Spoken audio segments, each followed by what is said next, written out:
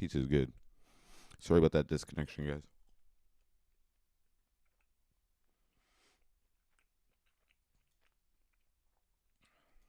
I'm not. This is my regular setup, guys. One slice down.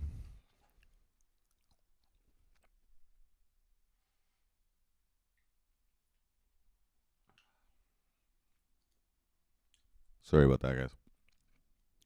Gonna do a few extra clicks to come back. I'm just eating some pizza, guys. I haven't eaten much today. I did have some Harveys earlier.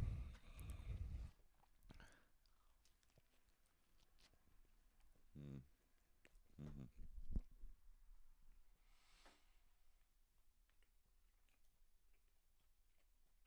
It's a little more well. We need nourishment, guys.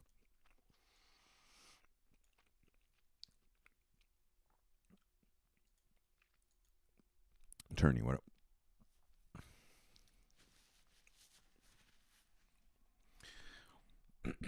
Like, inside the Blue Martell, I'm a pretty logical guy, right? I think you're a pretty logical guy or girl or whatever you are. I know your name, so I'm going to assume you're a man, but I mean your first name. I don't know your last name, but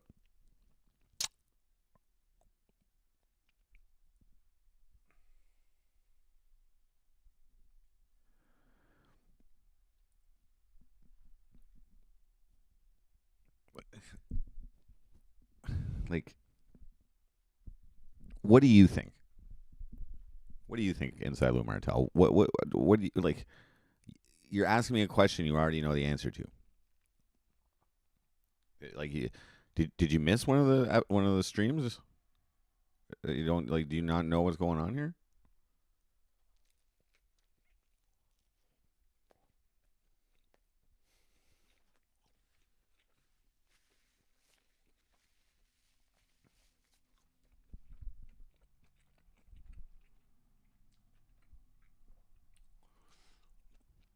Yeah.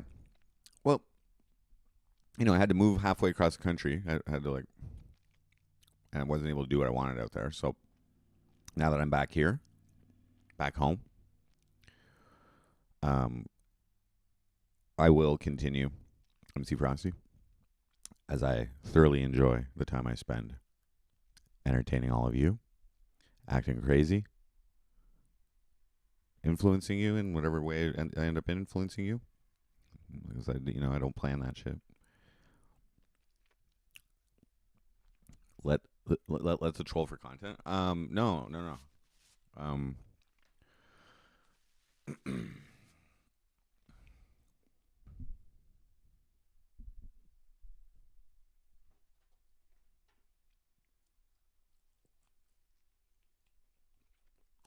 fish and newspaper.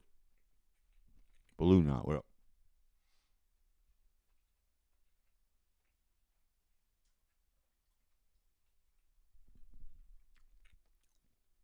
Right.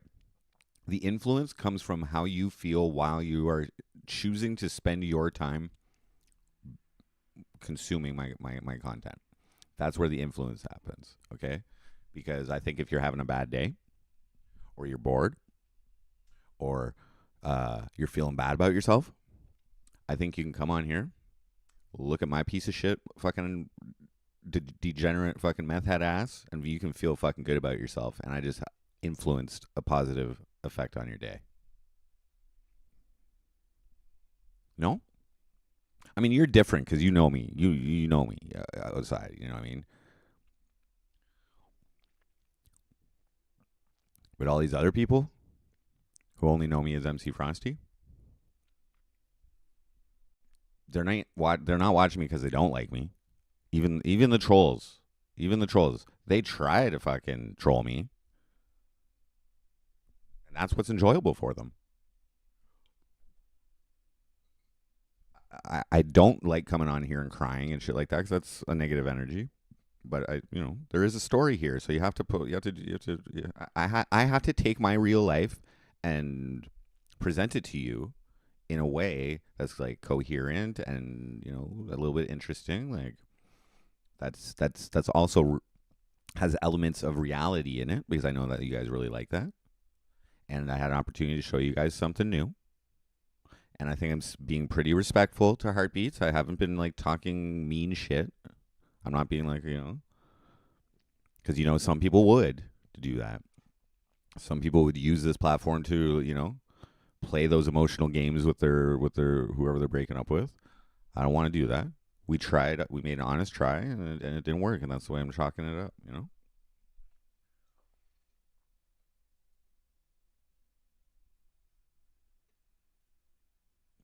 Could I compare Cornwall to Windsor? No, Windsor's way bigger. I think it's like 300,000. And I did go there when I went and visited Attila. Plus, it's across from Detroit, right, which is massive. Cornwall is, I would say,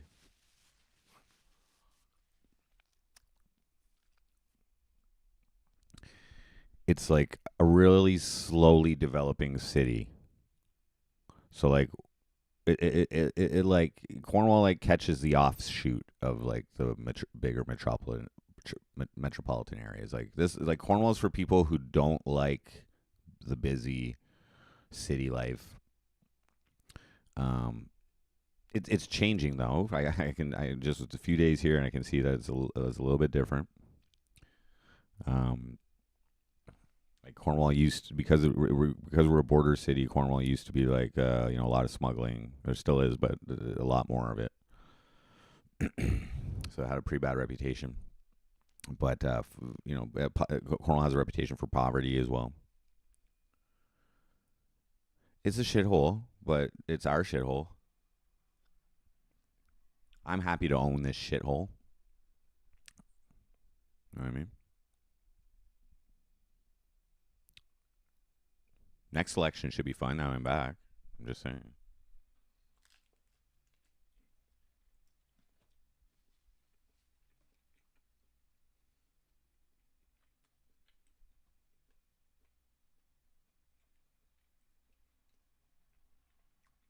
Yeah, I'm at Nancy's. I went back. I knocked on the door. I said, "Hi, Nancy. Remember me?" I'm really sorry for telling the whole world that you were a horrible landlord and that you had scabies. Can I give you $100 to sleep in your basement, please?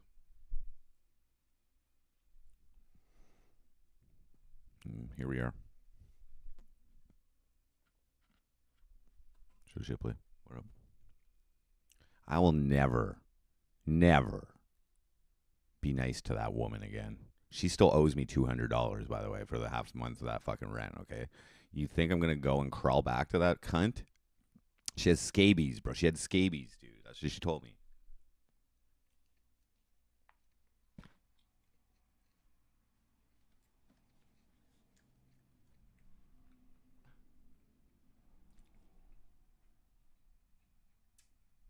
Is anybody gonna ask a question that they don't already know the answer to? Fish and newspapers was good, but beavers. Where the hell have you been, Beaver? You've been you've been ignoring me since I had a girlfriend. You were a little jealous over there. I knew it. I knew you were infatuated with me. Those big beaver teeth.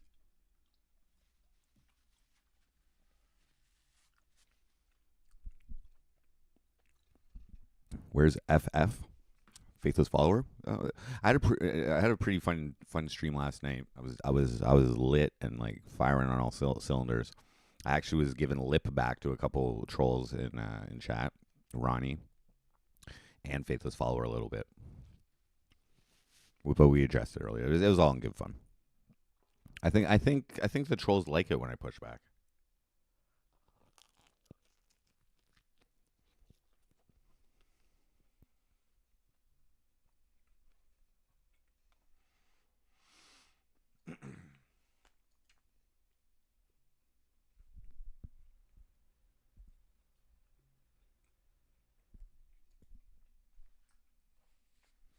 I did find meth once. I didn't do it because it was too expensive. All the drugs there, too expensive for a poor man like me. This dough's a little chewy. I don't know. Maybe it's just me. I don't know. Very chewy.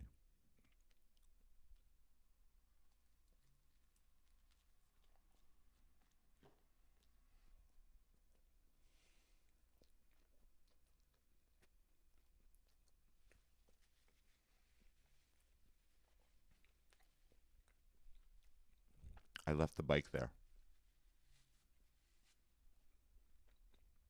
I gave it to Heartbeats. I couldn't take it with me, so I said, "You can have it."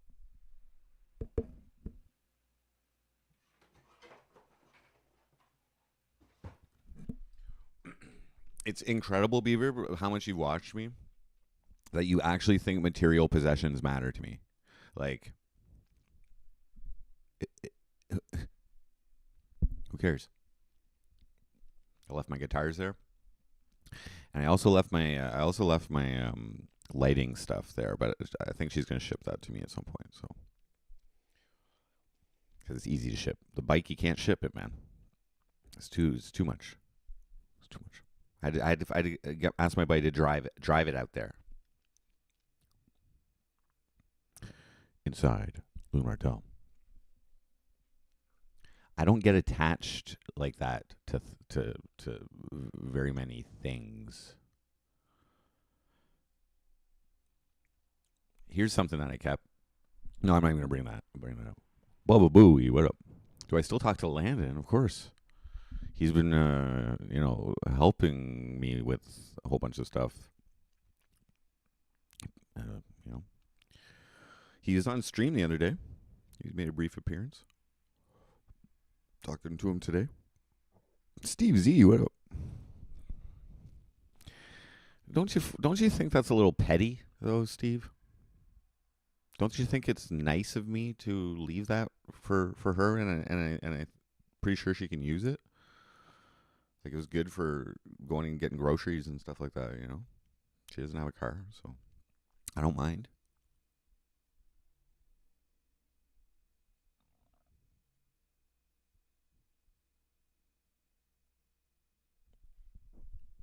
I think you guys like that bike more than I did.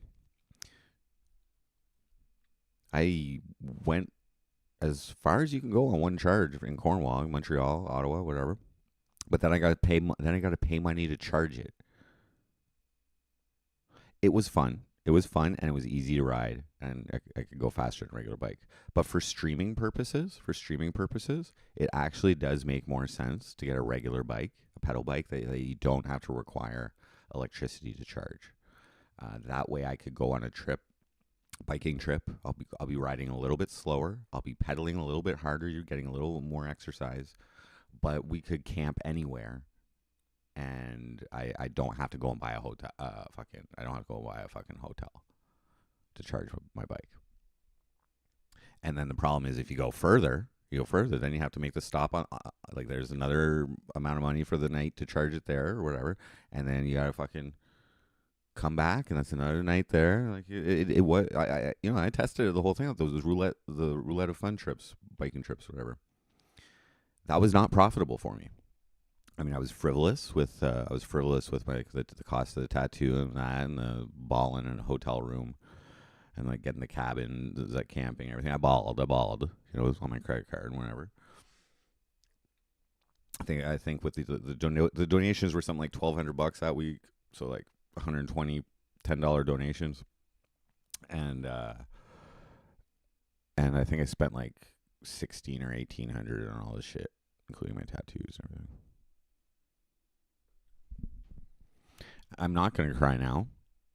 You could... Oh, just Jen, what up? I see...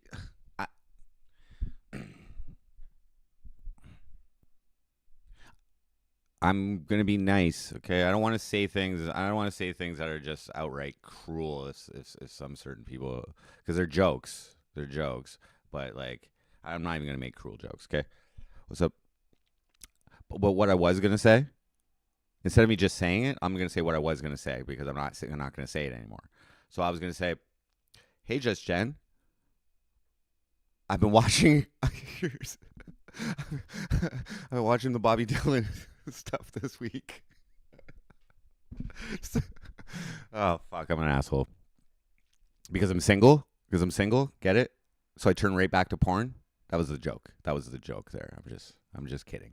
I'm just fucking kidding. Yeah. Ha ha ha ha ha ha ha. But that's a really cruel thing to say if somebody else was to hear that. You know what I mean? So here, I'm gonna eat some poutine now, guys.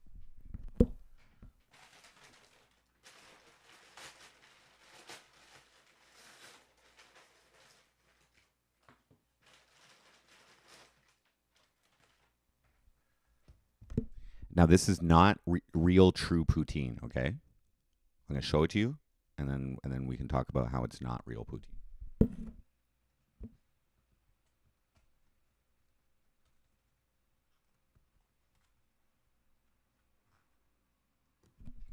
Page N1K. So for those who don't know, Beaver's referring to how I paid Ariana Marie 1K. Now I had this suspicion. Jen. Did you encourage Ariana Marie to troll me? You wouldn't do that. Or you just know that it wasn't even Ariana Marie I was talking to.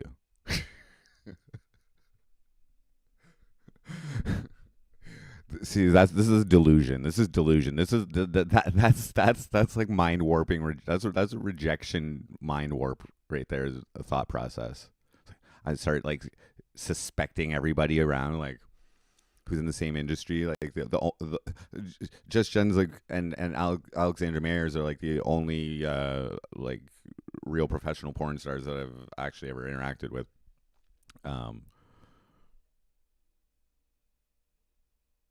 Yeah, you did tell me that, and I denied it. I was in denial. I'm like a perfect simp, am I not? I didn't really do anything about her ripping me off except except for the diss track. She probably even liked. I bet you she liked that diss track, but uh, yeah, like I didn't sue her or anything or like.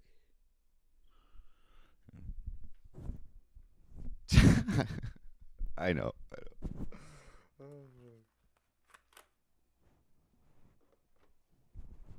It's all part of the show. That wasn't how I was really feeling. Okay, I was just playing it up. Okay, that's the MC Frosty way. Okay, here's this poutine.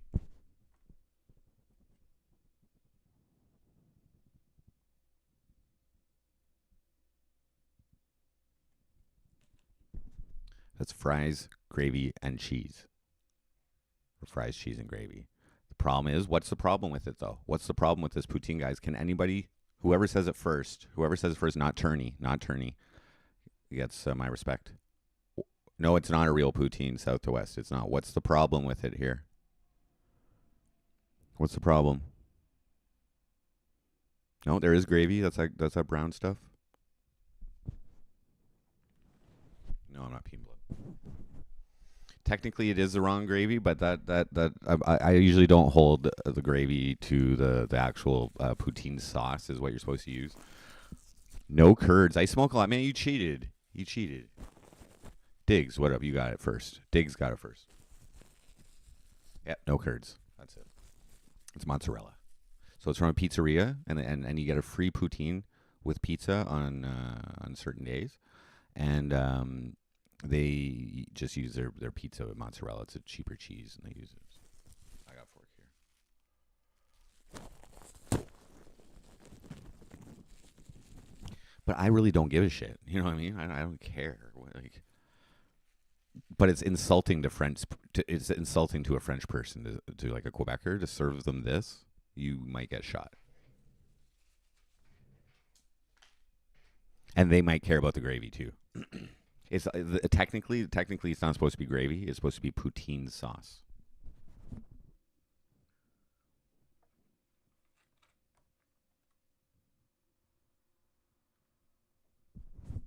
Alpha Omega, close fake fries.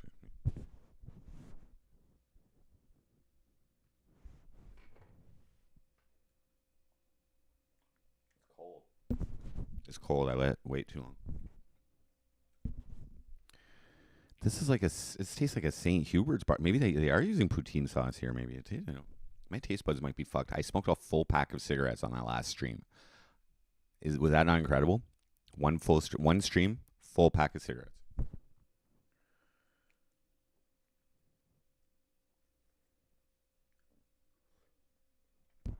Okay, maybe I smoked like 4 before I went on stream. These these fries are not done. They're not cooked properly. I still don't care.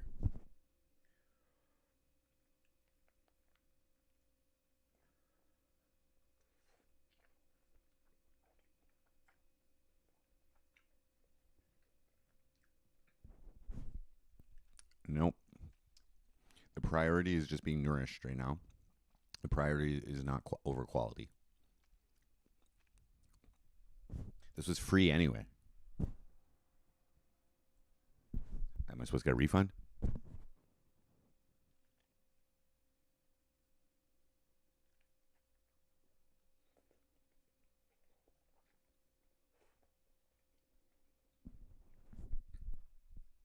Should I get a new one? I don't give chances.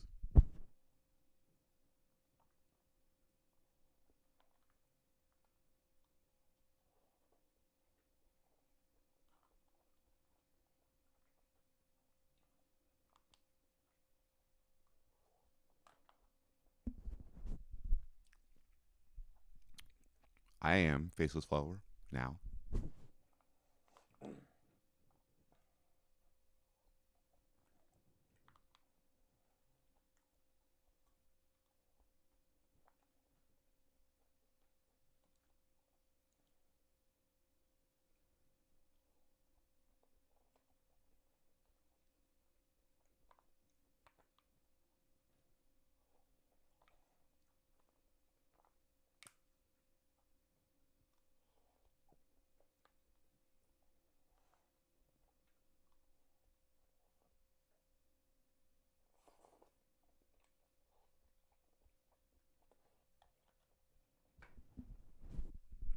He looks Master Will.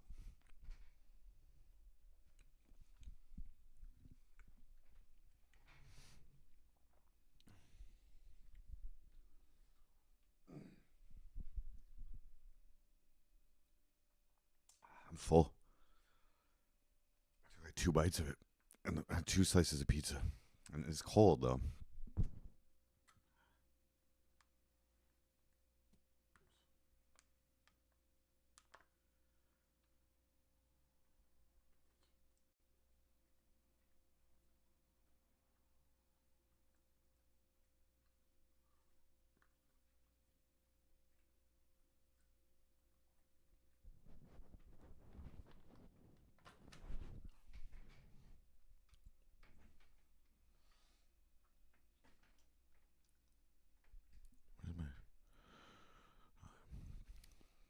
I gotta take a shit like automatically.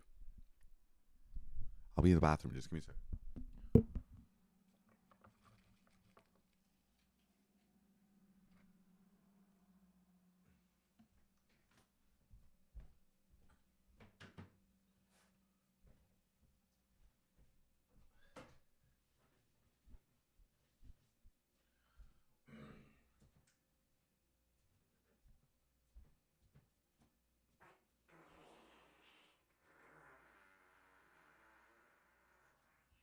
Whoa.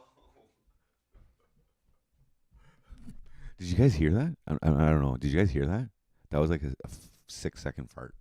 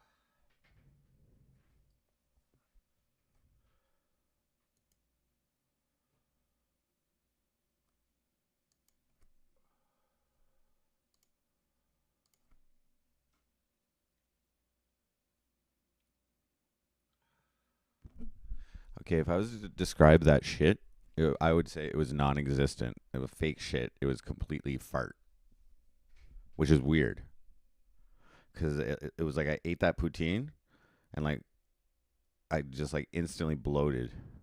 I don't know what they're doing with with their fucking food here in Cornwall anymore, man. All things country. Well, there's likely corn on the wall now. Ooh. There's corn on every wall in this city. The corn here is made of wall. Okay, what up? Is the roof a hotel? Ooh.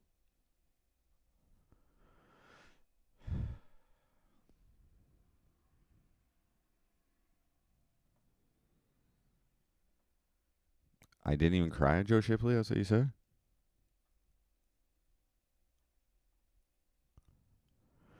Um,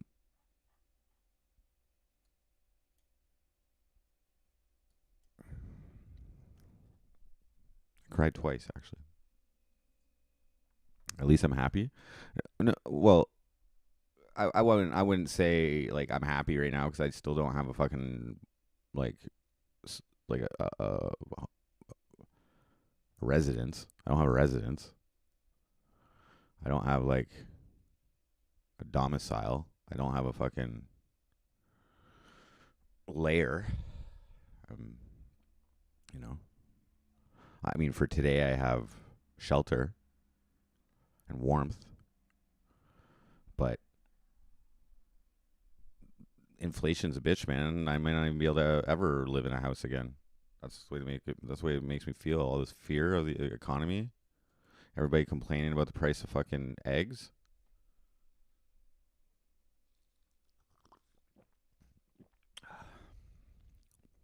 Manic whispering, yeah. It was. I was trying to be quiet.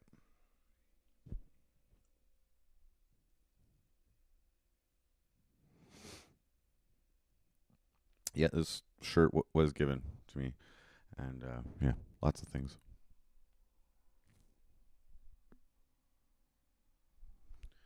It says roof over my head.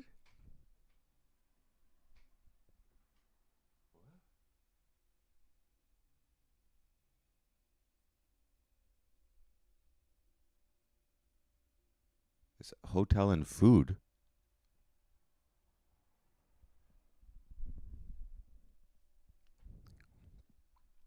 I didn't cry on command. I just waited for it to happen and I didn't fight it. Usually I'll fight it, especially if I don't want to. If I don't want to like people to see me cry, I'll fight it. Usually when the camera's on, I have no like MC Frosty doesn't actually cry because MC Frosty is always on meth, so like that's always affecting his dopamine in a positive way. But and that's just the brand image, guys. I'm just for those new people watching. I'm an actor, guys. Like literally, I'm just.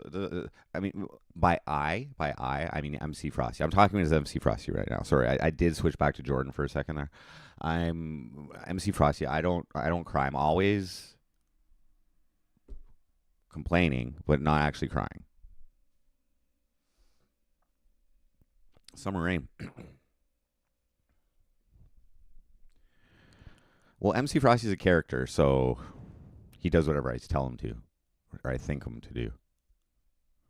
Please mod your main. Okay. Southwest. Yes. Yeah, yeah, yeah, yeah. I was broken up on Sunday. Right? And because it was fresh. Everything was fresh. And I was crying way more before the stream. Okay. And then I was like, okay, I'm gonna show this to you guys once. You got that once, okay? Because there's not a lot of things in me Jordan's life. I'll stop the double talk. You guys have to figure it out. Which am I talking? Is Jordan or MC Frosty? You guys figure it out. Yeah, it was broken. But not just because of the breakup, okay? Because I realized how badly I fucked up my MC Frosty thing, which I care about a lot.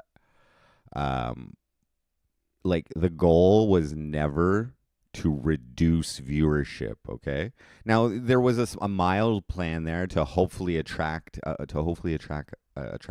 lot of Tetris players, but I'm not that good because some of the Tetris channels do actually get a lot of views, and they have way more subs than I do. So I thought maybe I'd, get a few of those here and there. We did get like 10, but we lost a lot of subscribers too. I was like hemorrhaging subscribers there for that last little bit there too. I'm just saying that was like, I mean, I said I was going to quit it when I moved out there, quit MC Price when I moved out there. I couldn't do it. I tried to stream on Kick under a different name and under a Tetris name. And then I was like, why don't I just fucking do this on MC Frosty because I'm already monetized and whatever. Why don't I just do that? Nobody on Kick was tuning into my fucking Tetris streams, probably because I didn't get my camera working properly or whatever. But and just so everybody knows, tonight's hotel stay is free because I had a coupon. I had like rewards, but any money donated here will go towards tomorrow's hotel if I do that. I may make a switch over to camping if I need to, or hopefully I think I'm gonna be able to camp in a buddy's backyard for a little bit there, just because I got to save my rent money. I can't spend my rent money on hotels and then not be able to get rent. So I'd say I probably have about $12.50 at my disposal right now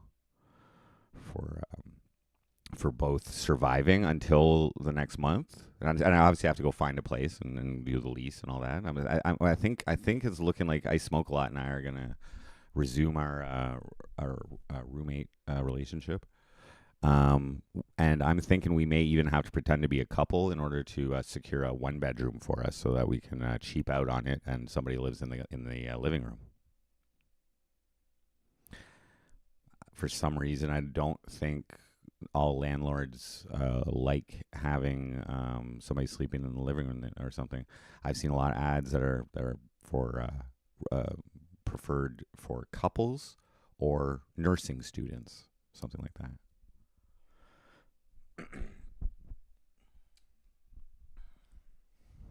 Okay. Like, we don't really need to talk about heartbeats though, okay? Like, she was like a character on this show, okay, as far as you guys are concerned, okay, because you know nothing of what was going on in the background.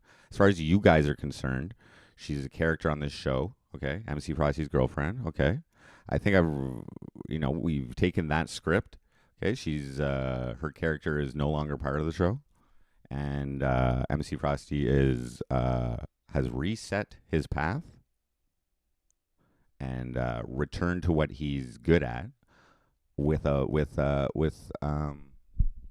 real you know what I mean, when you really like doing something and you stop doing it for a while to the best of your abilities, when you get the opportunity to do it again properly, you don't take that for granted. And you give it a little more. That's where I'm at.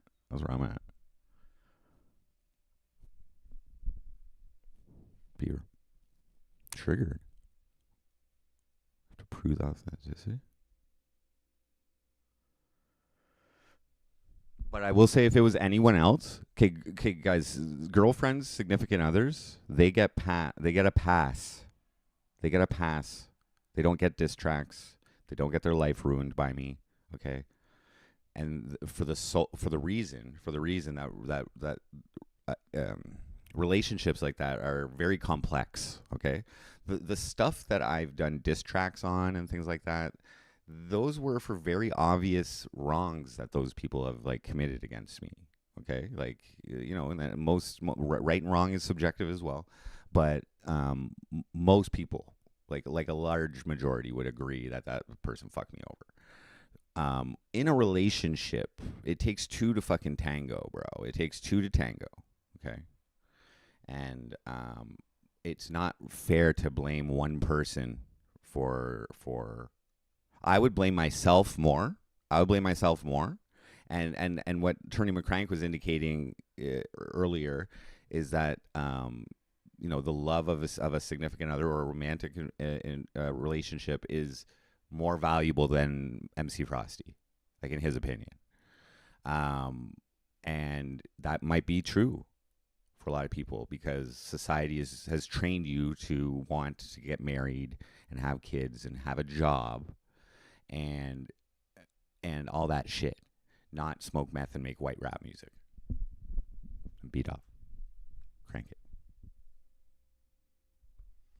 Oliver Jabroni. So like, if you're expecting me to go the prescribed path in any particular way, like if I wasn't on welfare, I wouldn't have ran for mayor. That's not special. Not only did I run for mayor as a live streamer, but as like on social assistance.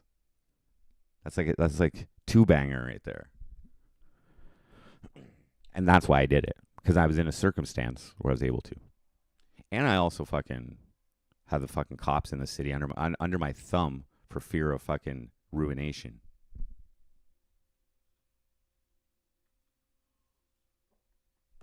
Oh, they're scared of me. Have I ever had a dream? Yes. That you had you want what?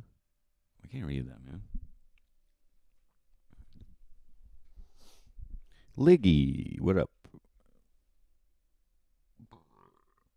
Yes.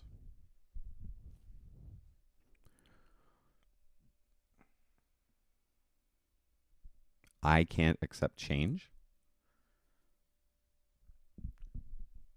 At which point during my uprooting of my entire life to a different geographical location did you think I was resistant to change? At which point?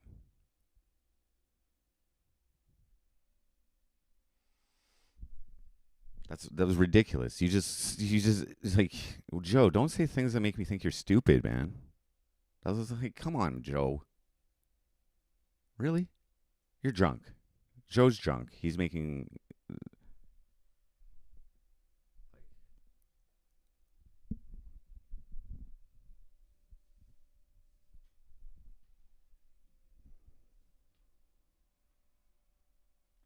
Benzie 492. What up? Wrong geographical location. Frosty triggered? Time for me to grind Tetris? I'm not going to go grind Tetris for a long while. Nor could I right now because this laptop that I'm using doesn't support the graphics that is required for it. Leggy.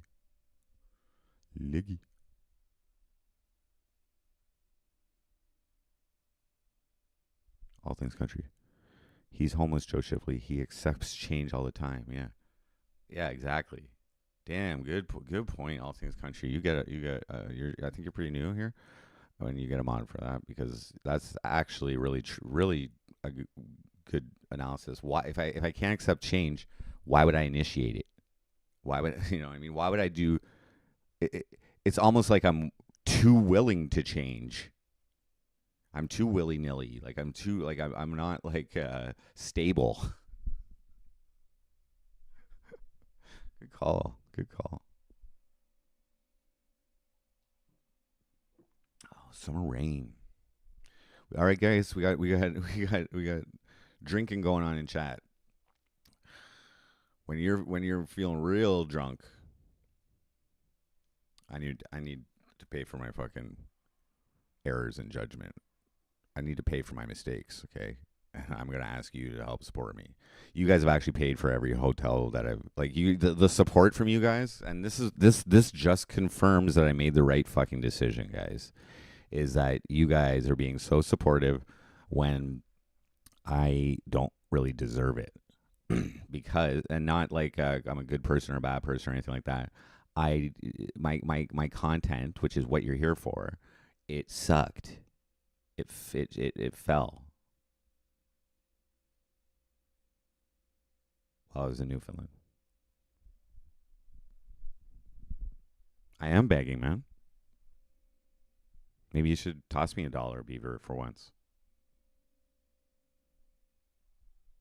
because I do actually need it right now. I'm not going to be back on welfare for at least a couple months.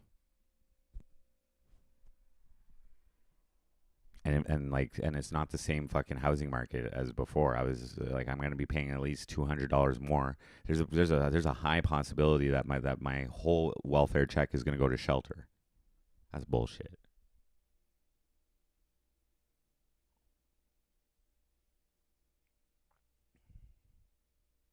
How do you guys even do it? Oh, you guys must all have good credit and pay those low mortgages that are dependent on variable rates. It's like the noose that the bank gets to choose how tight it is.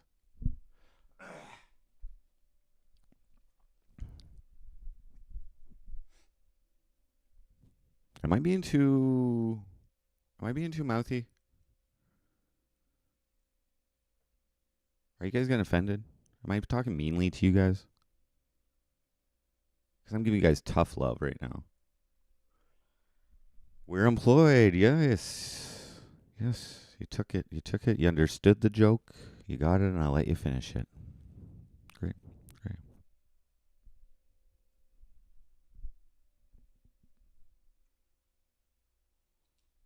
So, Spected Dows, what was your employer's position on vaccination? Just out of curiosity. You don't have to dox where you work or anything. I'm just wondering what your specific employer's policy was on getting vaccinated during the pandemic. Harbinger of Doom. What up?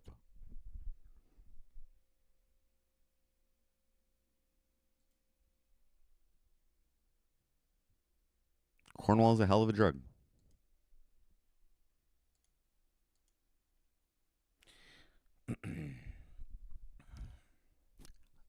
Okay.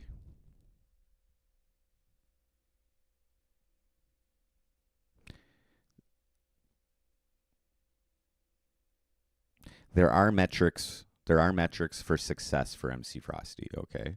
Now, you guys, I don't know if you guys know this, but I love being MC Frosty. This is Jordan talking. I love doing this. Okay.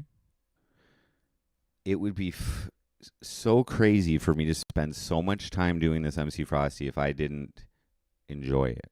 Right. Different levels of enjoying it. I supremely enjoy it. Okay. Now, by chance,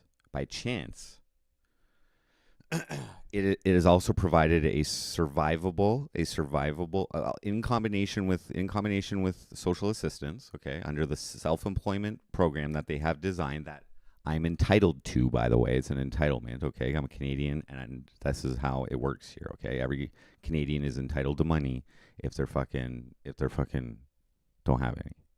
Okay. That's just the way it is. That's the specific word of your payment of social assistance is your entitlement. Okay, so I'm entitled to do this. MC Frosty. They told me to register my business. Ontario Works told me to register Ruin Life Crew. That's the name of my label, entertainment label. They weren't like not in supportive of me. Okay. I do my part and I report all of my business financials, income and expenses to them every single month, guys. Okay. So that's not really, not everybody likes to have government oversight of every single part of their financials, except for cash transactions. But I do declare, if I ever get paid for a show in cash, I declare that as well. I don't like cheat the shit. I'm honored to be recognized as a legitimate business. Maybe not like a supremely successful one, but a legitimate one. That's what I was talking about, success metrics.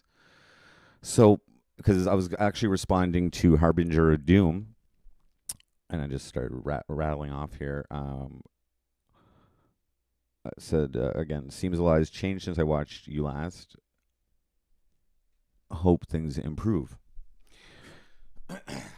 So the last 3 days have we're in the fourth day. So every day since I left and I've been streaming. Okay, the numbers, the amount of viewers, the amount of views, I think even the amount of time watched has been record setting for the last 365 days.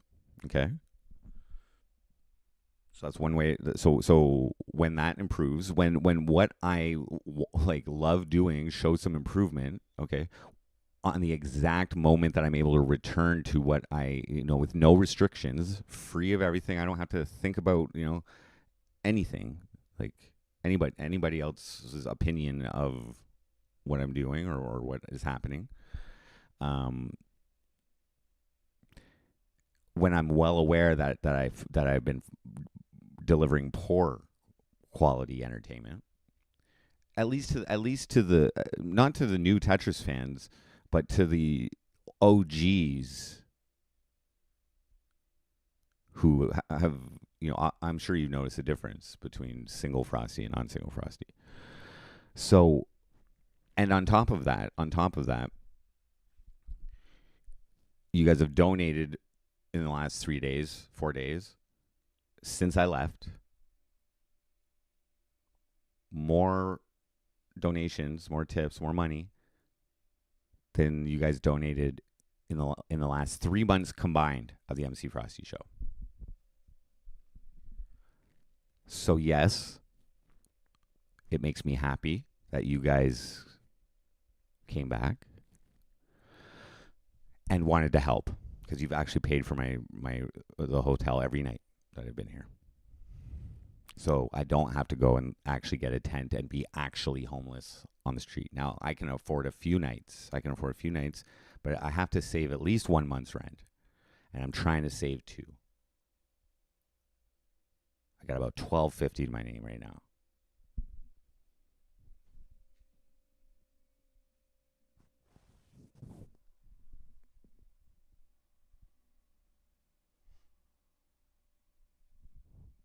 Do I shave in the front of my head, or is that a natural look? It's male pattern baldness. And you're probably going to experience it sometime too, Joe. I know you hide it with your baseball cap. And you drown yourself with alcohol to run away from the shame of it. I just accept who I am and love myself. So I don't mind you making insulting comments to it, because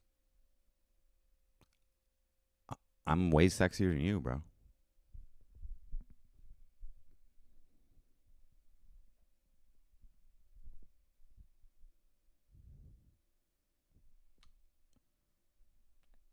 I'm ready to compete with you on the sexy about who's the sexiest anytime as well. You probably don't even own a Speedo. AJ, what up?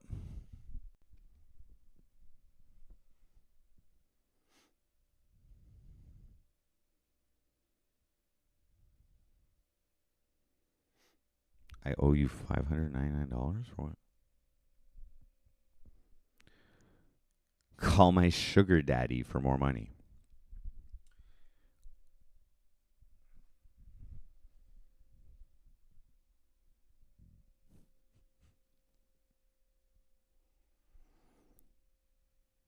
Mr. Black. Silumer, tell you are absolutely correct in that comment.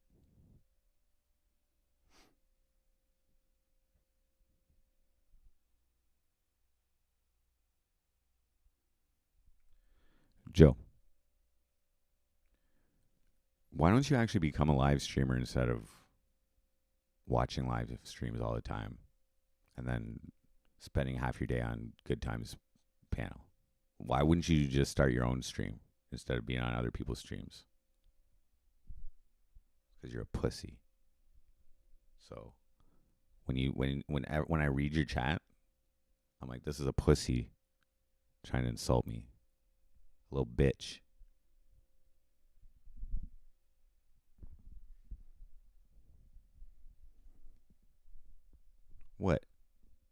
Want to talk shit?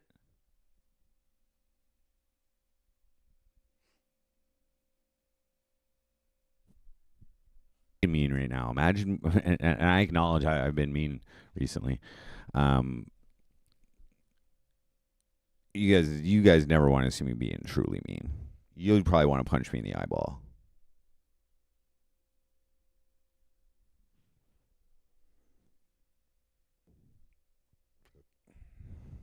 So we're gonna leave forever like Faithless. Faithless was Faithless follower that is was in chat earlier today, and we realized it was just banter. I don't know if like chat text counts as banter, but I was at least bantering. Q, what up, man? See Q's in chat, and that makes me want to start a panel. You know why? You know why? Because I watched you. Obviously, okay with the humor of it. I watched you be in bewilderment of how I landed heartbeats. I enjoyed that. I enjoyed causing confusion in the minds of men who have clearly superior hairlines than myself, and just wonder how could anyone love that ugly ass meth head? Very simple. It's very simple.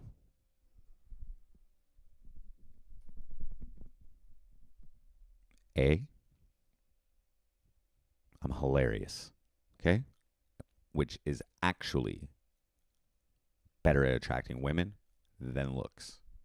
Because most, and this is just a generalization, but most women care a lot about their own looks. Okay?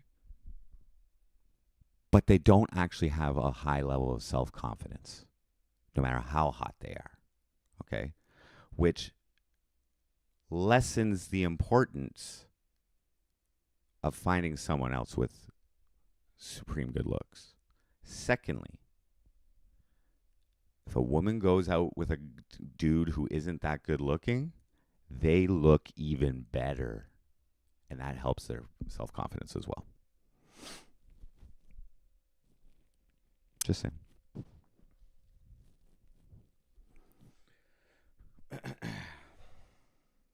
Yeah, Q's been watching for a while too, man. I was checking out some old streams when I was remodding everybody. He's been watching since like some early shroom streams, man. He's been watching for a while.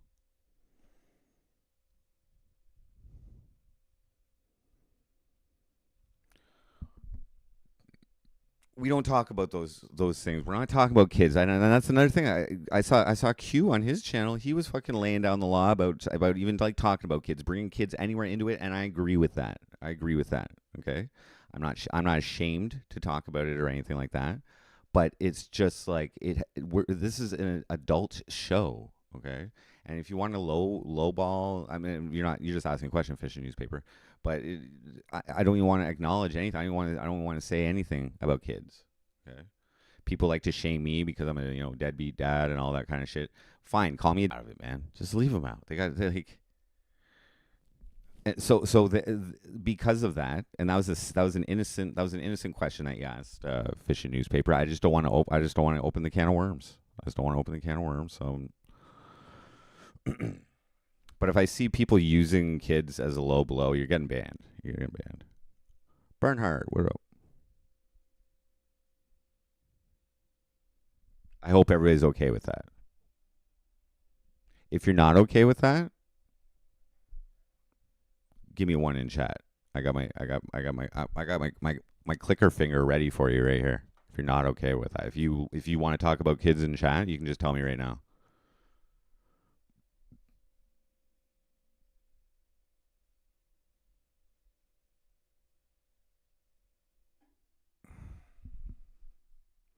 Oh, I'm frosty as fuck inside Lou Martell. See? Testing me. Ha. Ha. That's great. That's great. I wasn't going to ban you. I was bluffing right there.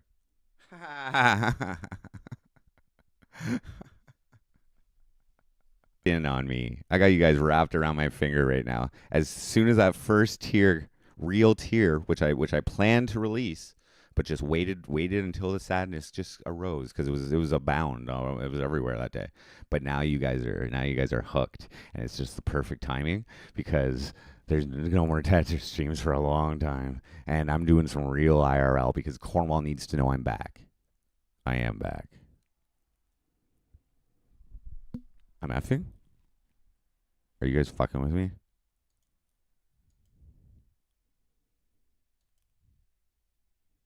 Oh no.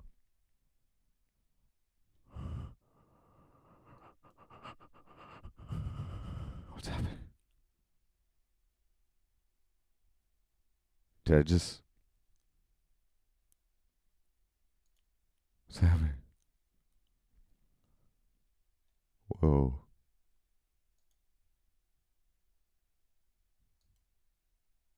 Weird. Oh, I'm gonna have to fix that. Dropped frame rate. What? What?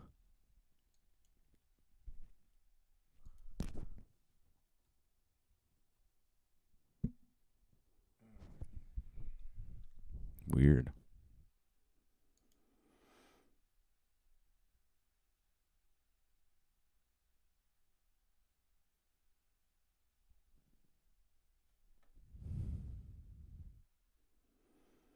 Is it getting better? Oh, drop frames. What? Why is with all the drop frames, man? Wait, am I back? Check, check, check, check, check. Wait, am I back?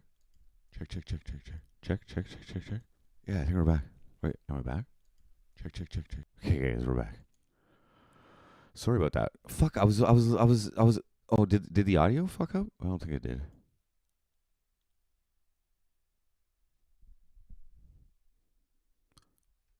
Okay, guys, I haven't. Okay, yesterday maybe I was a little, whatever. I just haven't been sleeping much, guys. You guys are assuming a lot about me right now. Are you guys?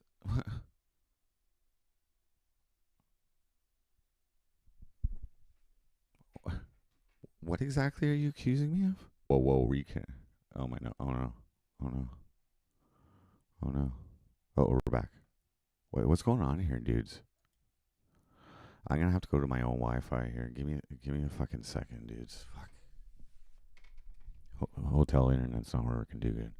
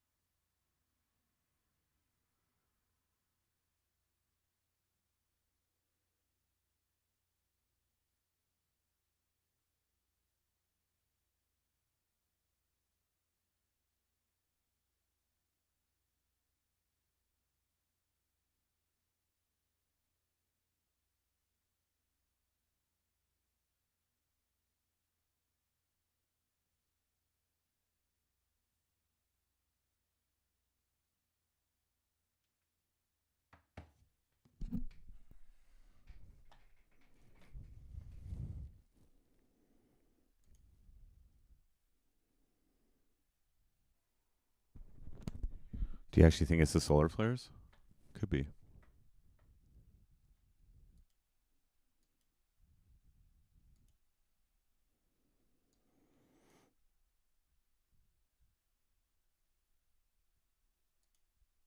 Okay, I think it should be good now. What? Yeah, it's good. What? Is it good?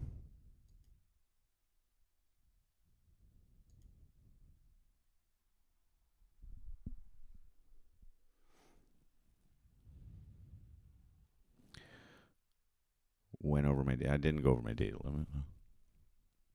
But this computer kind of sucks. It seems like it's going okay. But this computer kind of... Yeah, it's okay.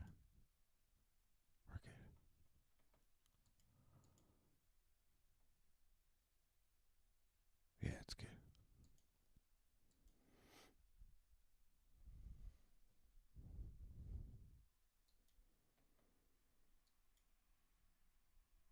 No audio?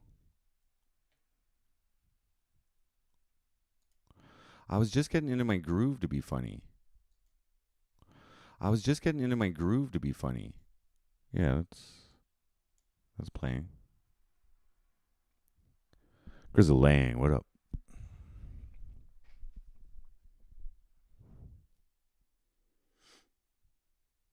Yeah, so I don't think we're gonna have too long of a stream tonight, guys. I'm just saying. Oh, it's dropping frames again.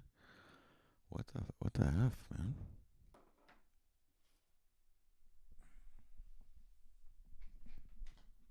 Is it solar flares?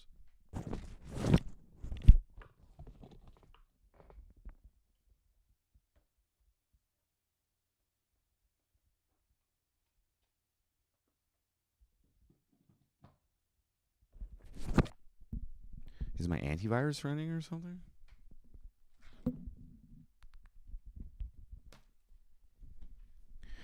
Maybe somebody was like hacking me through the network here or something.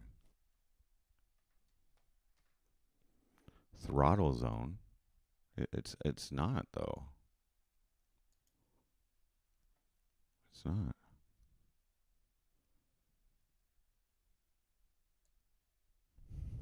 It's dropping frames. So inconsistent connection is more likely. Maybe there's somebody here running like a radar jammer or something. I don't know.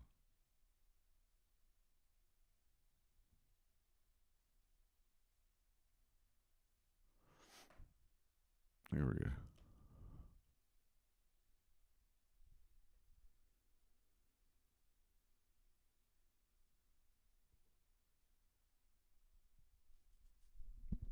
I switched my hotspot.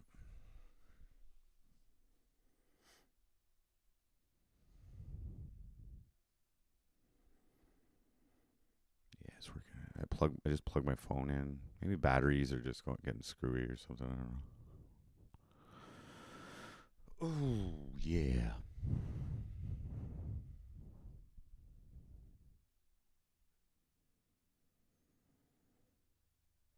Any stream under 5 hours?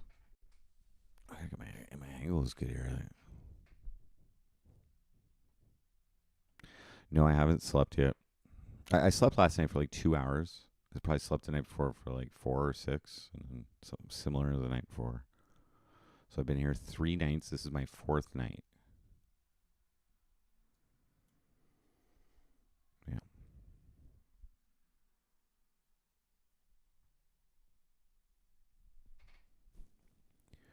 But I will sleep tonight. So let's say let's set a I don't know. It's like 11 o'clock right now. It's like 11:11. Let's say 1 o'clock is the latest I'm gonna stream. Okay, so 2 more hours from now. This hotel's all right. It's probably got one of the better streaming setups available. But go for a night walk and smoke a joint. I don't have any weed.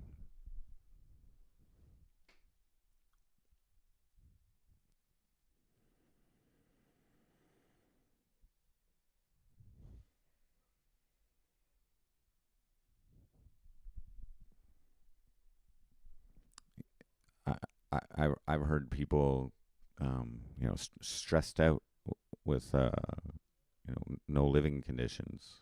They don't sleep much either. Stress and worry and fear, it can keep you up at night, but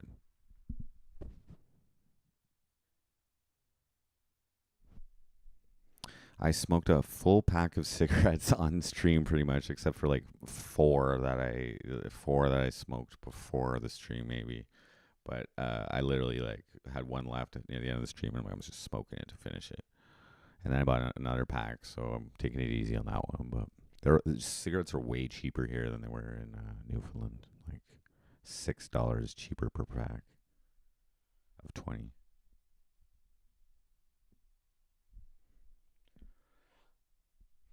They're like $17 in Newfoundland. And out here, the first pack I bought was $10.50. The second one I bought was $11.50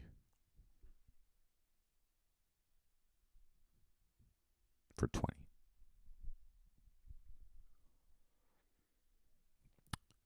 No blood stains on the carpet.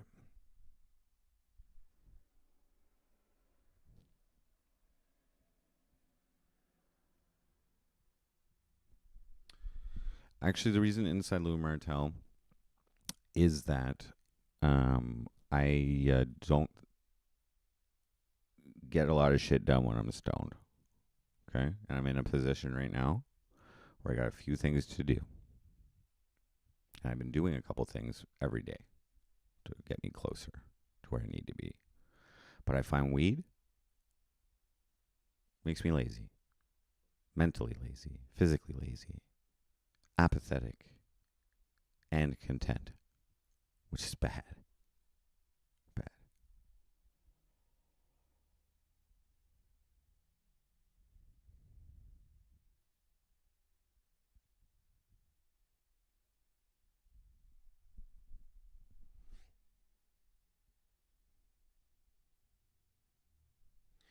It can be good in stressful times. I was joking about being like super stressed right now. I'm feeling pretty optimistic about my ability to reset my life again here. It's not a complete full reset, but I'll reset my I guess living conditions and living environment. Now, I want everybody to know that I did not have to come back to Cornwall to set up. I could have technically flown anywhere in Canada. I still could go set up somewhere else potentially, but I'm choosing to stay here. Okay. And I also believe that I am okay, like MC Frosty, like the subject matter of MC Frosty, let's say the songs, but it's based on real shit, and then spun in whatever way I want to put it. You know, apply it to myself, apply it to other people, apply it to the world, apply it to the motherfucker who fucked me over, whatever, however you want to do that. Now, did I lose track of? What was it? I was saying I could go anywhere. Oh yeah. So now I have additional experience, like my songs, and the things I talk about, they're all based on reality. But all anybody can really say for sure is comments on their own experiences. You could comment on observations of other people's experiences, and observing things is an experience, but watching isn't doing. And like, you guys watch me, right? While I do it. While I do it, right? Like, I went and uprooted and then found a girlfriend, and tried to play shows in another city. I did all that while you guys watched it, right? So you guys did learn something probably, but from my standpoint, I believe that I got a little more experience in life. I got a little more life experience because of all this. I never did that before. I never I never like relocated. I never had a long distance relationship. I never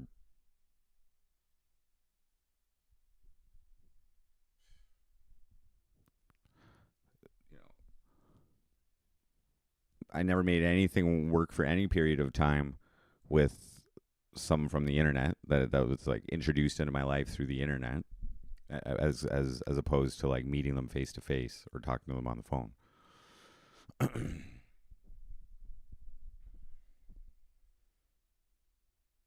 So the point is, yeah, I didn't even get to the point of all this. There's a few points. This experience has made me stronger. Okay. It's also made me a little colder, a little frostier. Like you can, some people are like, "What does frosty mean?" or whatever. In the literal aspect of temperature, and then like kind of like the metaphorical or whatever, applying it to your heart, um, for like non. I don't know. How do you describe cold? Lacking.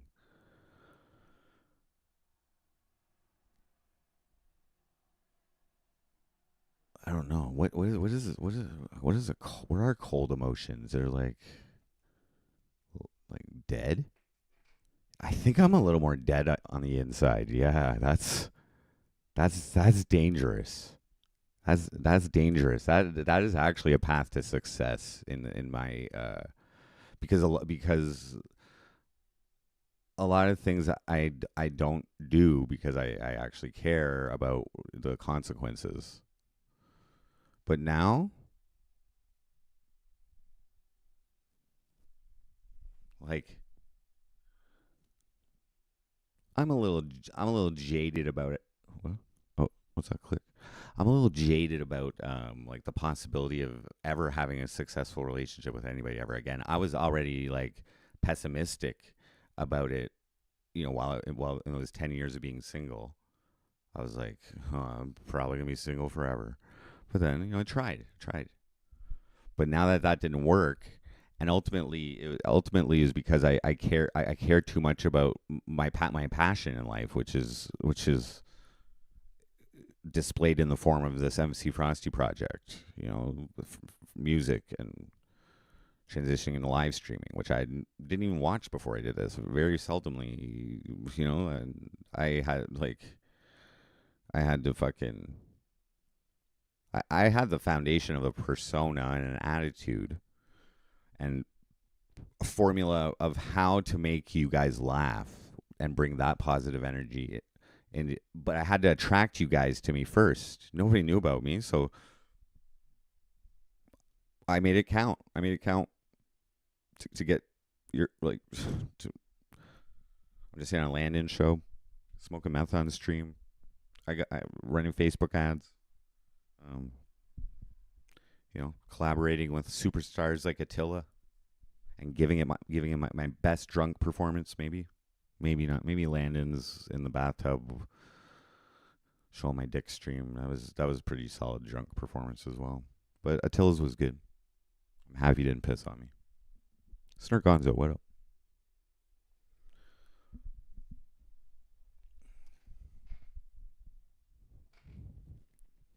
Yeah, Nancy let me directly right into her house. No questions asked. Snark, you're right again. Yep. She's got the only blue walls in the whole goddamn city. Mm-hmm. Yep. You're very observant, Snart. You must be right in everything that you say. Although you did have a good idea about macing my butthole. That was a fantastic idea. It made me laugh, so I executed it.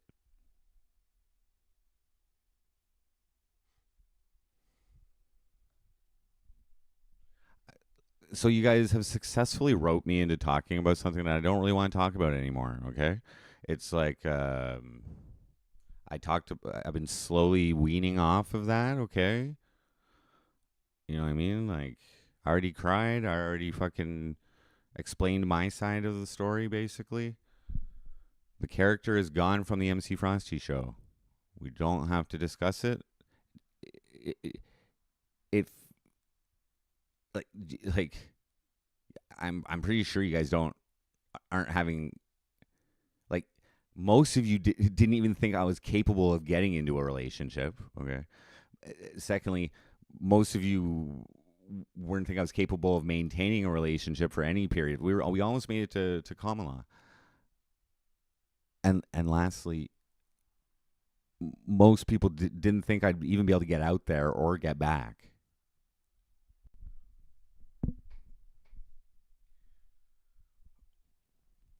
But what none of you know is how good I am with my dick, and you know how like pleasant of a size it is for a vagina to get all that sensation, and that's worth a lot in a relationship because 69% of relationships end because of unfulfillment, sexual unfulfillment, and that's never been a problem with me. I've had problems being too fulfilled, and you know what I mean.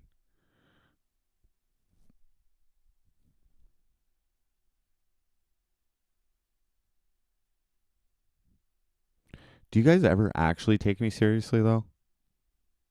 You shouldn't.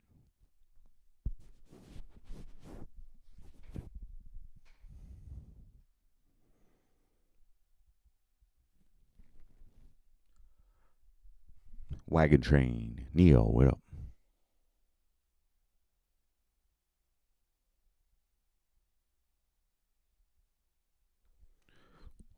My channel, my hey Wagon Train. Okay, Wagon Train is asking, what happened? What's going on? Your channel is normally more lighthearted, so I hope you didn't get involved with vegan. Okay, you're unpacking a lot of things here. Okay, I apologize if I should, but I don't recognize your nickname too much. But okay, so you've watched me before, and it was funnier. Okay, I don't think it was any time recently, like when I lived in Newfoundland. You probably would have shut it off immediately, like most of my loyal fans, rightfully so, because it sucked. Um,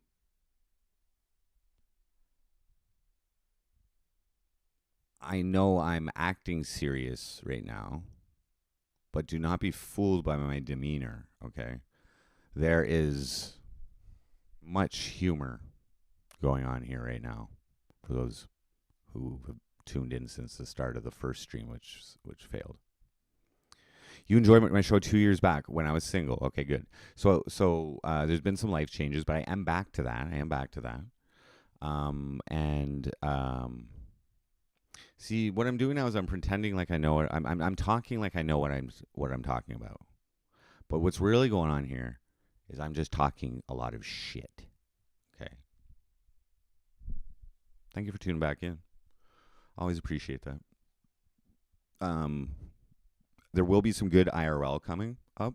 I think it's gonna be good. I guess I have to do it before you can make a judgment on that. But I think I got a good premise for some IRL.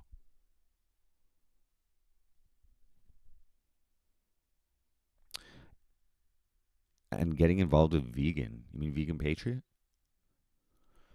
I'm not allowed in the U.S., so I doubt that'll ever happen. I would love to collaborate with some other streamers, not necessarily just like her, but anybody.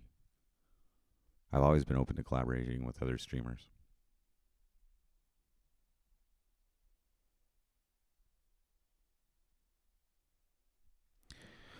Ooh, inside Lou Martel. I did go kind of crazy on the car ride to Newfoundland. Yes, that was an emotional time. That was an emotional time. And I was prepared to drop the MC Frosty show and do that normie shit and probably what everybody expected, or what you're expected to do. And I don't know, man. I don't think I'm cut out. I don't think I'm cut out for. I don't know. I didn't. I didn't assume the persona, like, or let's say I didn't. Project or display. I didn't make MC Frosty to get pussy. Okay, like that's just or to pick up girls. Okay, I did want to make everybody laugh. I was mentioning somewhat truthfully earlier. Females do often appreciate humor.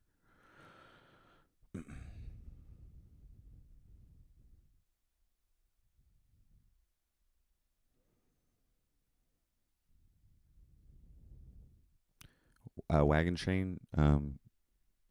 Yeah, neither did I. I got added to IP2 during the pandemic, and I started live streaming in on my own channel in November of 2019. My first introduction to the IP2 community was when I was a guest on Landon's channel, and he was more starting up around there, but he had done it for a few months, and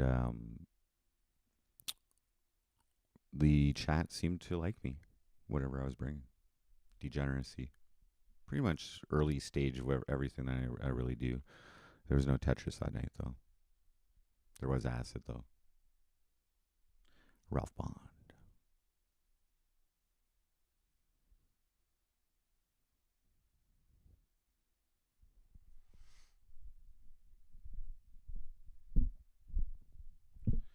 What it is inside Lou Martel is that um, I don't take my time in alive for granted. Okay, and as I mentioned, I really focus because you can okay, like I'm not in like a war torn country or anything, but like I think you can choose how you want to interpret things and how you want to react to things and that kind of stuff. So I choose to enjoy life, even the hardships.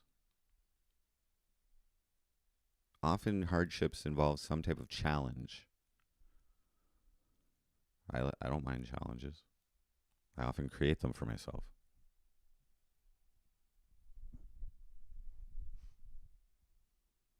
Like it's a lot more challenging to maintain a balanced diet when you're on social assistance as compared to someone in the workforce who can afford it. I'm not saying that's the motivation why I do it, but it makes it makes life a lot more interesting when it's not easy.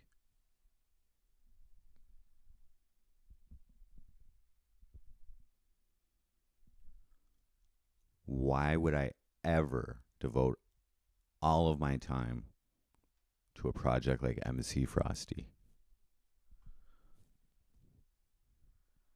Why does anybody do entertainment? Why does anybody choose that way? Why does anybody choose artistry and fucking music?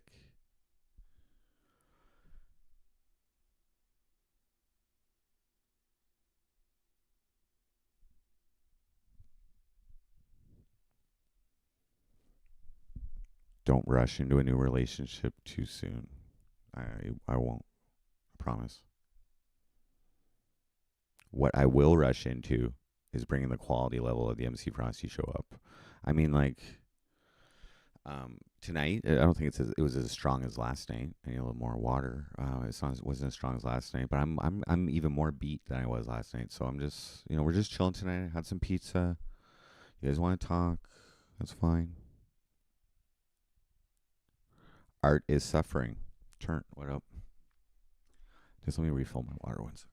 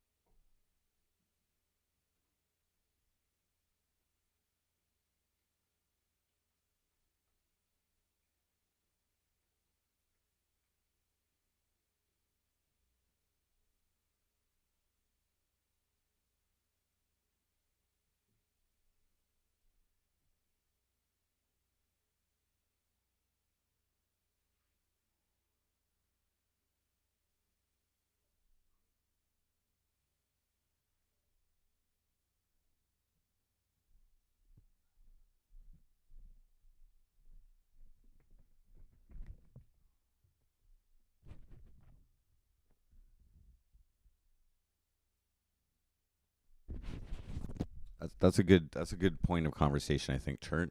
Um, art is suffering. So do you mean like all forms of art combined, or do you specifically mean like paintings and pornography and stuff?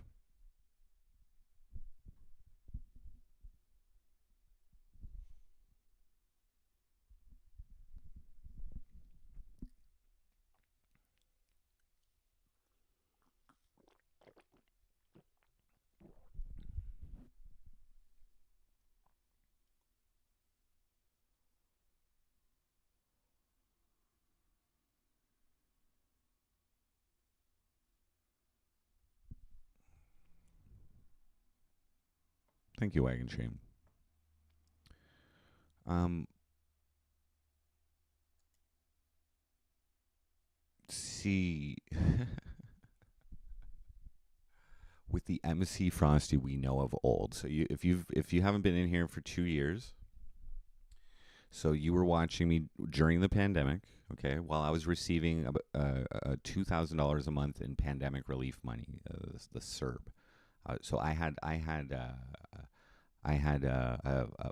more baseline financial security than I did after when I just went straight onto welfare, which is $733 a month, and also gets deducted based on how much you guys donate to me.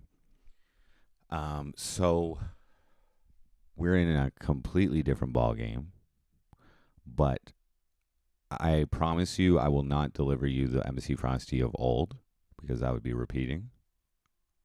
Well, what I will do is deliver you, and not just for the rest of this year, going forward, I will deliver the best Frosty ever.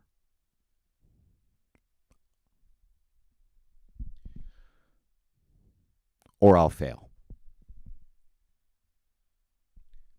But I'm still going to try and get you guys some solid IRL that I can probably pull out of my ass anytime. Okay? Doing what I do best, asking people about me and talking about myself in a non bothersome manner.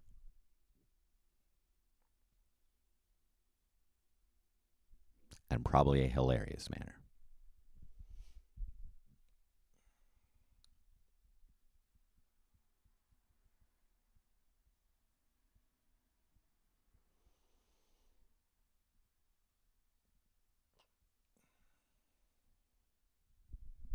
I can let you know why I don't necessarily get like a lot of subs because of my satanic references in my artwork, my unsavory topics of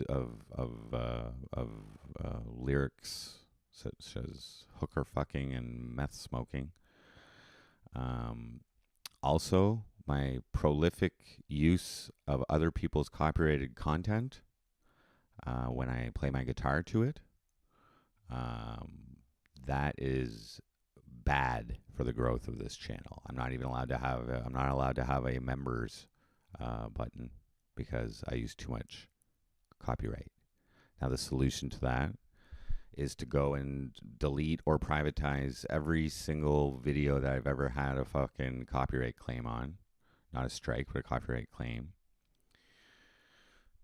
And then eventually, once the system catches up with it or whatever, then they'll add the members as long as I still meet monetization hour requirements. Aaron Shred, what up? You definitely get on. But I will also let you know, I'm not ready for this channel to blow up. Okay? I got really excited today when I heard that Clash with Bao was restreaming me and I think he was watching my tweak videos here over the past couple days. You know what I mean? And I was well aware.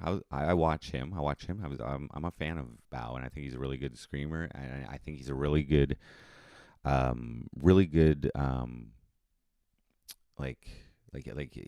good at running a community. He's good at running a community. Doesn't take himself too seriously. I don't get the Like I've interacted with him a bit in chat, and he's respected me, and whatever. And I think he's good, but he's got like 40,000 subscribers, and he's usually around 60 to 120 people watching him on stream, and he was watching me. Now, as a meth artist, okay, who uses meth as a subject matter and performance enhancing substances, I've just been waiting for him to cover my shit at some point. And he finally has, and I was honored. People were showing up in chat earlier saying Bao sent me it. And I was like, I thought they were joking at first. But that was really cool. And you know what? Other people like OG Geezer and shit like that would be pissed off. Like he's got pissed off that Landon was recapping him.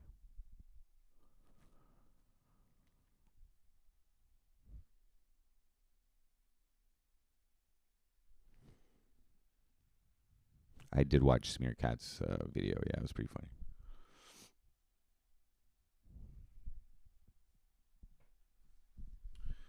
That's the thing you gotta do. Be ready. Don't be man against himself. Read up on psychology of the game and why teams lose after winning all season.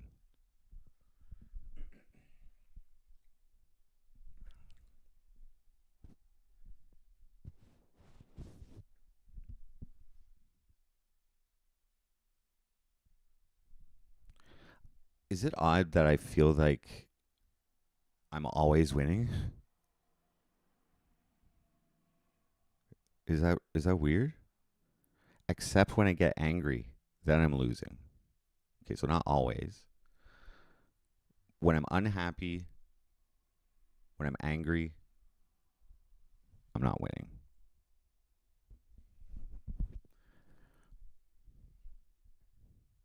So if that particular game is impossible to win, if I've asserted that game is impossible to win, I stop playing it and start a different game. But what I meant by always winning is that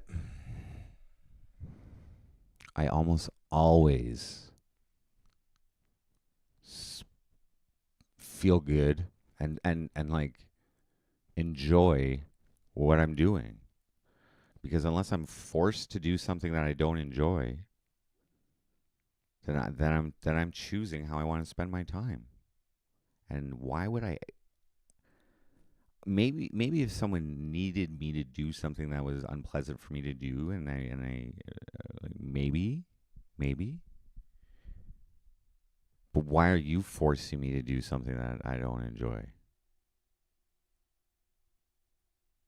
I'm not saying like so like would you believe that I like to be trolled? I've said it a whole bunch of times. So, but do you believe me that I like it when you guys fucking whoever you guys come in and fucking and like the better the troll, the more clever, the more funny, and I find deep cutting insults are hilarious.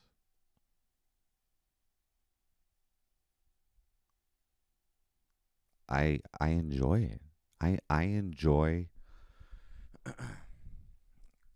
but the reason I enjoy it is because I also have the choice to I have the choice to acknowledge it or even consume it,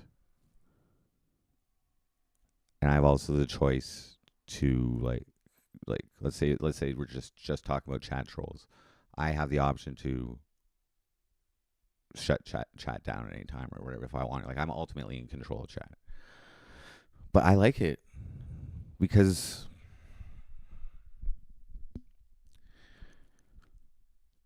it's a compliment to me when someone uses their brain,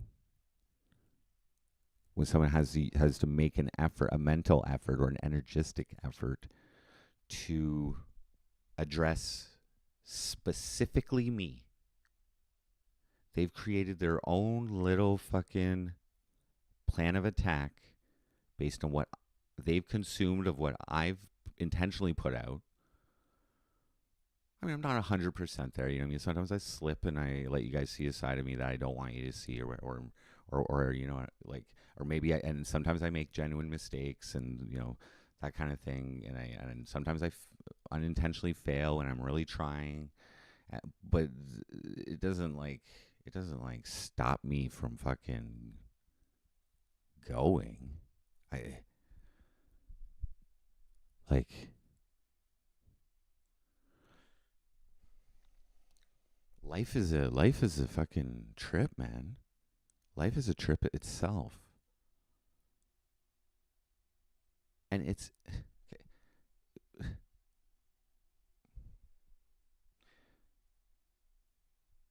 like I'm just lucky, man. I can just I am I lucky? No, I can't be lucky. I'm actually good at being MC Frosty. And that's why I cried the other day when I was bad at MC Frosty. But you guys still came back I'm back. You know, like, do you know how lucky I am to have you guys?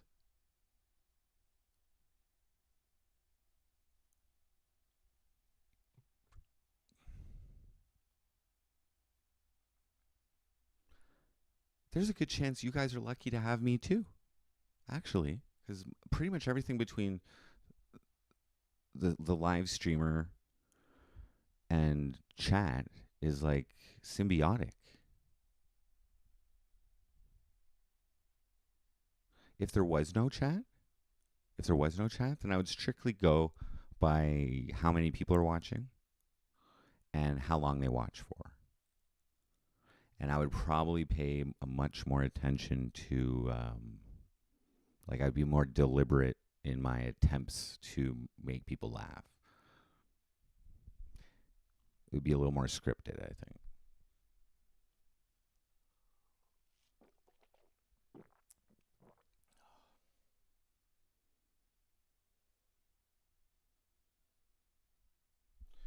At least 2005 had funny trolls. We got some good trolls in here. Okay, I'll just name a few off the top. I don't know if they're in chat right now. Flat Ronnie, excellent troll. Funny 98% of the time. Inappropriate, only when he wants to get banned. And a ban is a badge of honor for him because it's futile. The bans are futile with Flat Ronnie. He's got a billion accounts. Doesn't fucking matter. He wins when he gets banned because that puts him in control. Because he has the choice then to start up another alt or just leave it like that, pissing somebody off. He loves it. Good troll. Sonny Crockett, what up?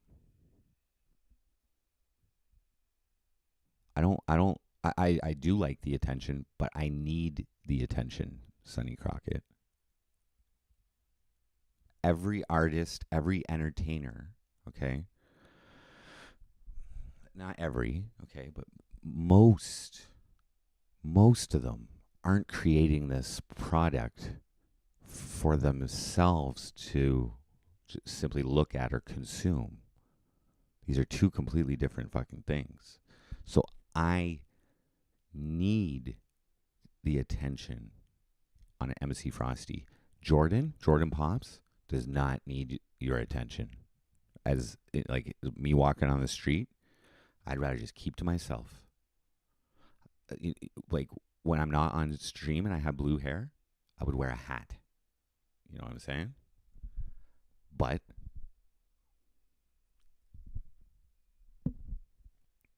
I don't. You know what I mean? I made that hair. Part of my brand because I wanted something recognizable. And I chose blue because it matched my eyes, and it's also my favorite color. I mean, this is pretty recognizable too, but it's like I should just shave it.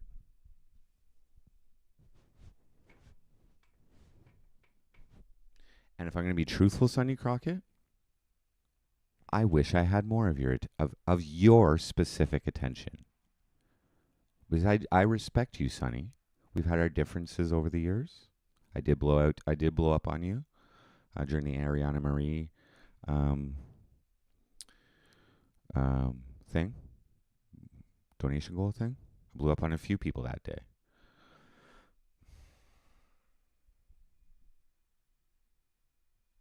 You've been a financial supporter. Nobody's required to donate to me, but you have. I mean, I can't say what percentage of my viewers are donators. It's hard to say, but I respect you, and I think I would categorize you as a part of my like target audience. So when you give me attention, I man, I listen to you, dude. I'm just saying. You because guys. Just so everybody knows, those of you in chat who show your face on a panel, you're upgraded in my opinion of you automatically. Like automatically. Anyone who sheds the anonymity is that I can identify you as a human being rather than a nickname and your words, that I can confirm you're a human being, that I can get a feeling, that I can say something and watch you react to it instead of reading what you react to it. These are very different things in humanity and communication, and so that's why I'm complimenting Sonny Crocker right now. I don't think enough people say nice things about each other. He's very critical of me as well. I listen, guys, to your criticisms, okay? Most of them have truth in it. And if I can and what I have to figure out, when you guys criticize me is acting on your criticism going to help my brand or hurt my brand? And what is helping and hurting my brand? What is helping and progressing me? What it is. So basically, what I have to make the determination of if your criticism or your opinion, your advice is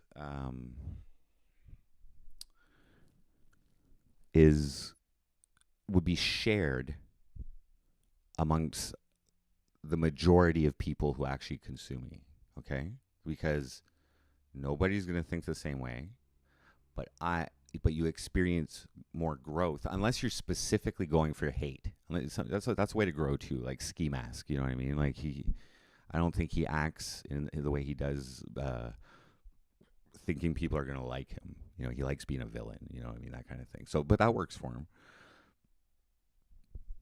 I really do try and analyze you guys. You know what I mean? And chat's beautiful. Chat's beautiful for fucking. I get kind of a feel for what kind of person you are. 'Cause I think most people are genuine with it. But to the extreme, all of you who I've never confirmed are a human could theoretically be the same person. You know, there could be some guy out there who enjoys controlling streamers with bots or alts or blah, blah, blah, blah, likes the power of using their bots to lift someone up or to tear them down or whatever. I don't think that's the case, because enough of you have donated to me with like verified accounts and things like that, because that also shows that you are a real person. You know, I owe extra gratitude though. I owe extra gratitude to every single person who has given me some of their money. Okay? And I've really focused on not squandering that money on detrimental things, like treating your money as like business income. It helps me use it responsibly, because the government monitors my bank accounts every month and audits them. Okay, because I choose to be on welfare. But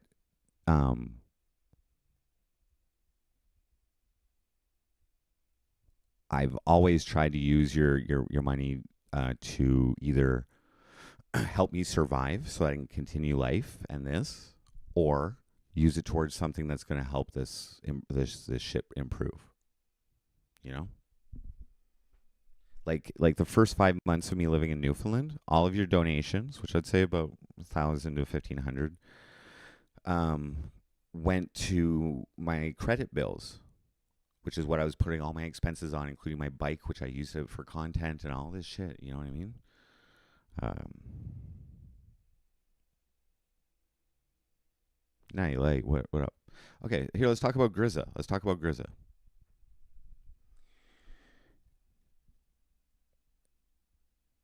I know he's a human. I know he's a human. We do talk offline, but we've never had a face to face conversation. I don't know if we've had a phone conversation. But I think I've seen him in like some music videos or something, and he's like shown me screenshots of like say like a Bandcamp account or something like that, and like he was showing me some sales that he made, right? Like only a real person would have access to that. I just think Grizzling hates white people, and if that and he actually is a supreme hate watcher of MC Frosty. He's just waiting to get me. Okay, he's just waiting to burn me at the cross. And I'm just joking.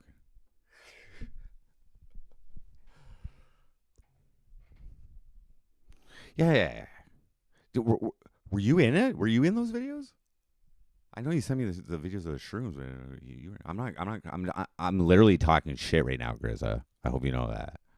I'm like, I'm looking in here. I'm looking in here, and I'm like, and I'm picking people to fucking analyze. Do you guys like this? Do you guys like me analyzing you? Do you guys like me giving you my opinion in this state of mind? It works better for people who have been watching me longer. I'm just saying, like CECC vet. I know you've been around for a while, but you're making good comments just recently. So mind you. Okay, that point, he hasn't methed up all y'all money. Okay, and that's exactly correct. Um, First off, I'm like a meth head entertainer or whatever. Like you guys have not seen me in the worst of my drugs addictions. However, with the subject matter that I try to entertain you with, which is I have had four categories that I started this out: drugs, comedy, conspiracy, and what's the last one? Trolling, as in diss tracks. So those are my like north, south, east, west. It's changed since I live streamed. That was like my mission statement kind of thing. However, when I started live streaming and I was realizing there was an economy of people's generosity, okay, of like there's been a couple times when people have sent me money and there was hate behind it, um, but most people give their money to try and help you, right? So it would be like slapping them in the face if I went and took that money um, and spent it on the exact thing that I'm trying to bring awareness about, or that I'm trying to inform or make you laugh about what with these, like let's just take meth.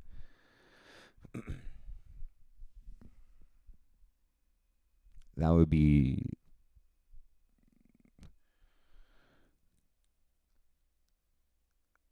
then you could make a case that I'm glorifying it. If I'm fucking writing songs about meth, then receiving donations, and then spending that donation on meth. And to be honest, guys, meth has its purpose, has its utility in this entertainment world. Live streaming, particularly, it allows you to stay up long periods of time. It allows you to like talk a lot, which is great for fucking live streaming. And it does allow you to focus and like your mind gets a little, but there's a really bad side to it too.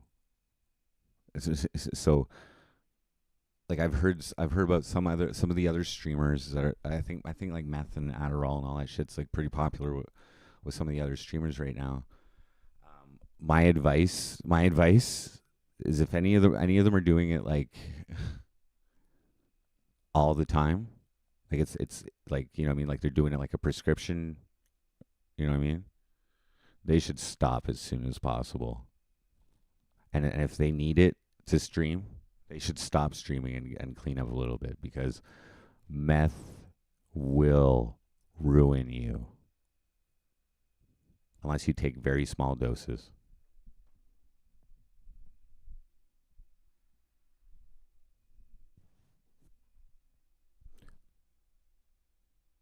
First off, it affects your appetite. That is like one of the biggest problems with meth, is that it suppresses your appetite.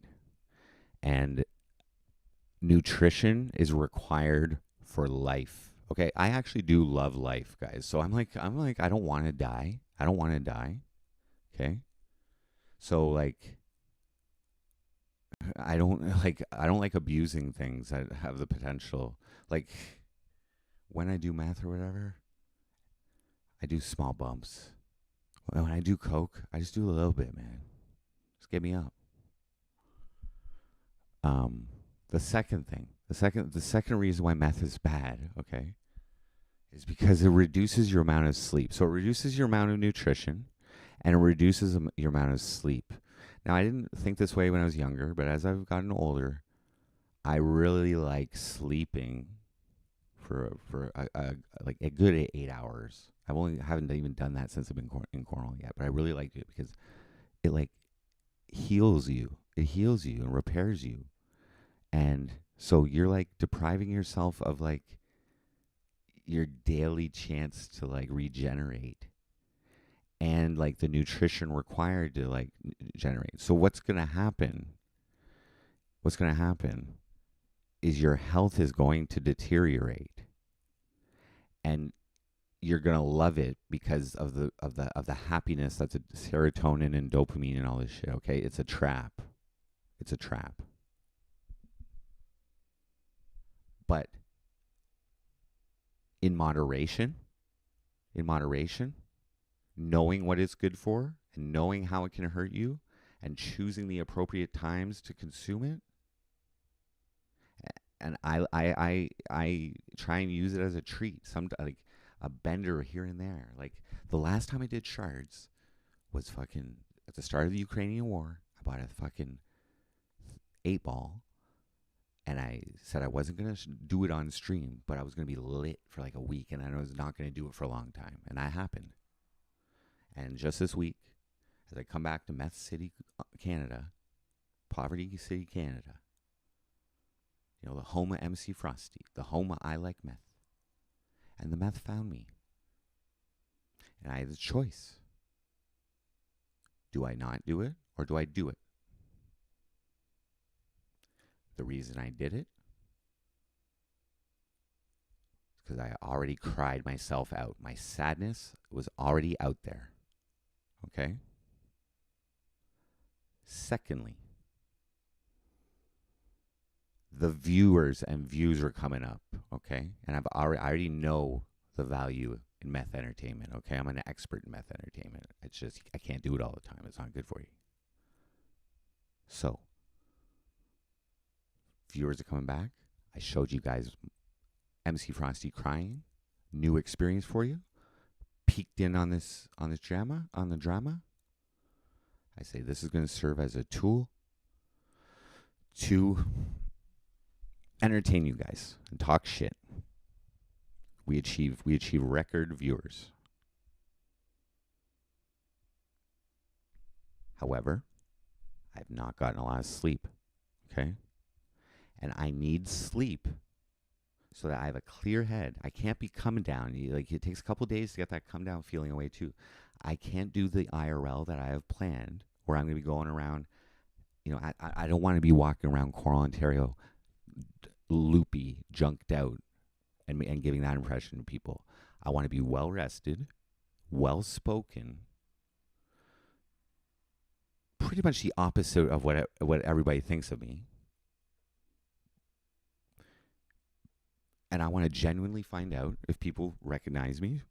So 2 years after that phenomenal mayoral run, do people still know who I am? Or do they only know me by my asshole getting maced by someone who many people thought was actually my mom?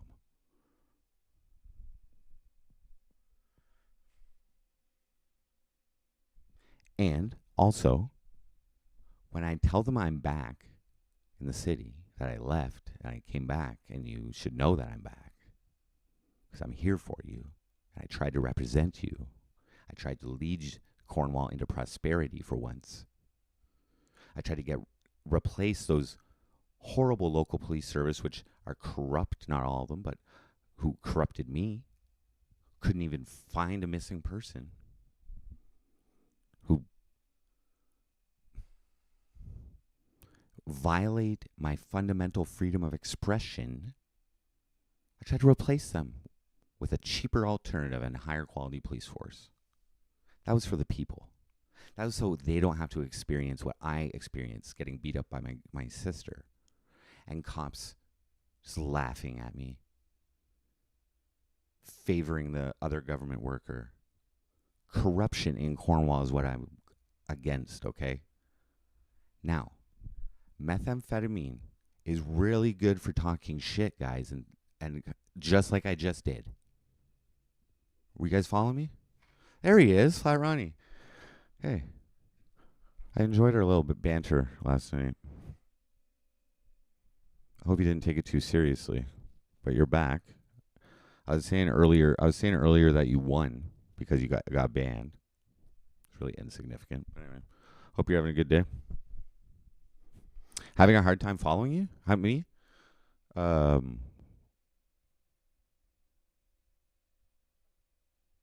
don't even know what I was just talking about. What was I talking about? I don't. HT, how much you burned through in the last couple of days? Not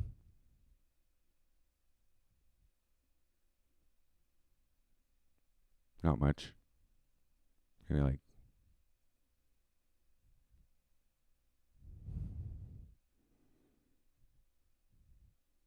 100 milligrams, maybe.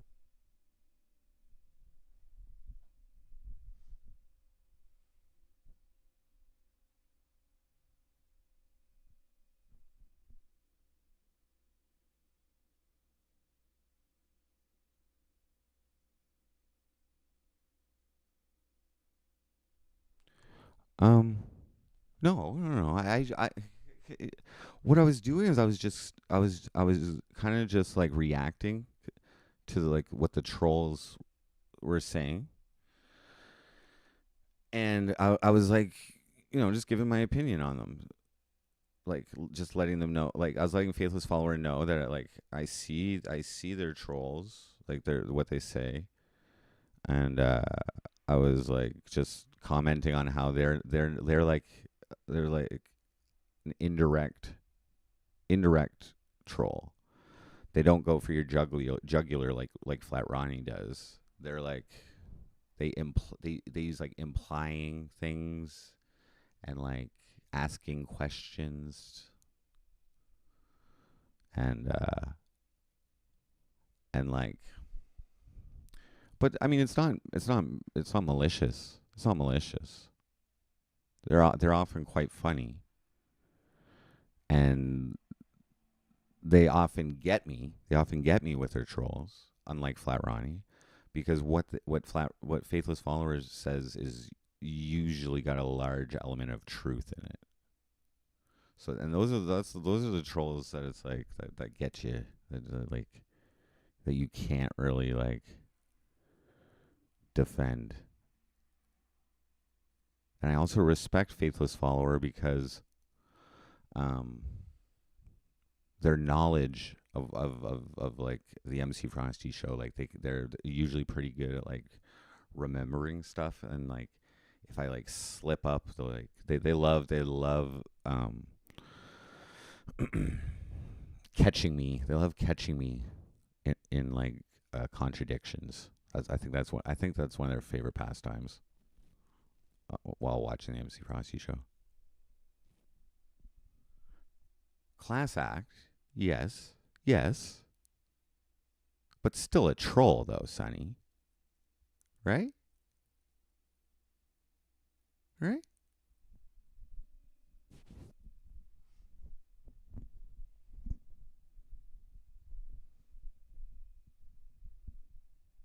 Like, and what I'm meaning by troll is communicating in a way which is designed to create a more intense reaction, or like a more meaningful reaction, let's say, or simply the reaction that they are desiring. Like they're skilled in getting that. Oh, they're there, holding me accountable. Yeah. But you're sometimes I feel like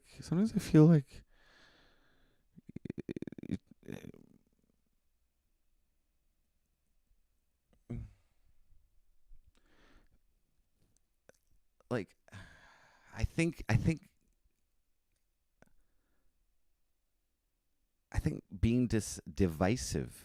I think being divisive is a gift of yours in your little weapon, your little arsenal. I think you reach for that divisive angled fucking arrow every so often. Subtlety is one of your key elements as well. Now, on the contrary, to the contrary, I've also seen you in other people's chats literally repeating the same thing until they fucking acknowledge you. So I try to acknowledge you so it doesn't put you in that state to have to keep repeating yourself. I try to show you more respect than some of those other streamers that you watch. And I took a gamble last night because I have a meeting with Ronnie. I've gone back and forth many times, but I took a gamble last night. Well, not in like my natural state of mind, in a chemically advanced state of mind, um, to throw a little trolling back at you. Maybe a little more intense. Like I said some pretty intense things last night. Like I told you to stop watching me because it seems I don't even know why I said that, but I think it was probably because you seem to have like a little bit of a problem with me sometimes. Because I don't know, like holding me accountable. I've never done anything to you. Like you're holding me accountable for usually things that have nothing to do with you. That you wouldn't really.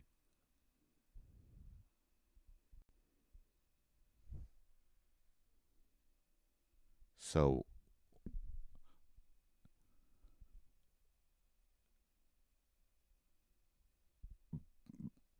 like you'll hold me accountable based on hearsay kind of thing. Am I talking? See, I'm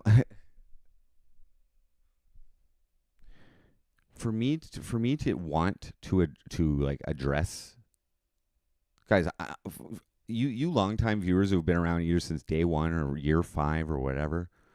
I could probably talk about each of you in our series. Like I have a pretty good memory, and what was the first time I noticed Faithless? I think I'm pretty sure they were in on my first stream, or I'm pretty sure they were in Landon's. I don't think I liked Faithless Follower at first. I think it took a little while to mod them, if I recall. If I recall.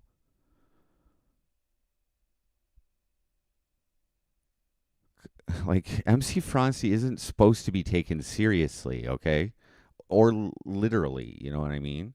You're not supposed, like, you're just supposed to laugh, man. You're supposed to laugh. So when you start bringing the real back on me and holding me accountable or whatever, calling me out, like, like, so like, are you doing it to improve me? So like, so that my style suits your, like, honest lifestyle or something like that? Like, I don't know. I don't know.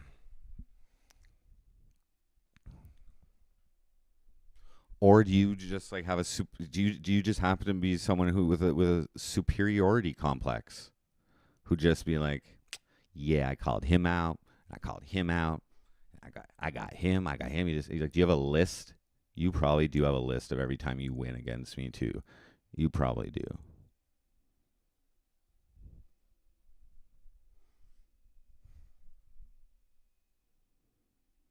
Now, from a business point of view, the question for me is, how do I manage you so that so that my reaction increases your enjoyment of this show?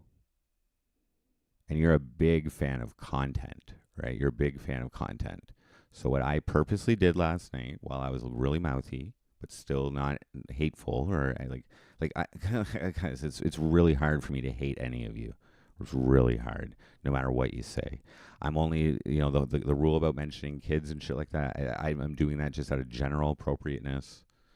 If Ronnie, if you want to have a battle, like if you want to just have a 1-to-1 talk sometime, or even just a 1-to-1 fucking chat talk on some other platform offline, and just go at each other over like how, like, how much of a deadbeat dad I am, and like, I don't even know who the fuck you are, so it doesn't even fucking matter what I say. But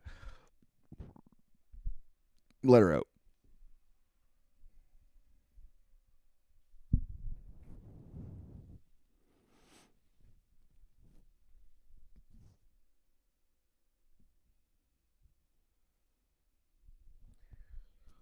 I feel like I do a good job of incorporating you guys into the content. You know what I mean? I like to acknowledge I like to acknowledge the high level comments you make. Um,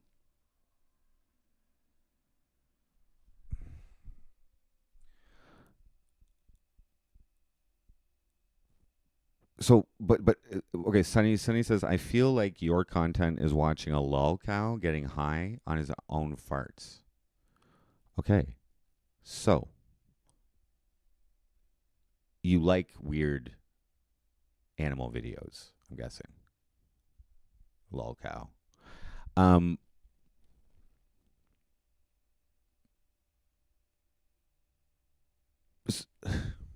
like, am I wrong? Am I wrong in saying, Sunny, that like you enjoy my content most of the time?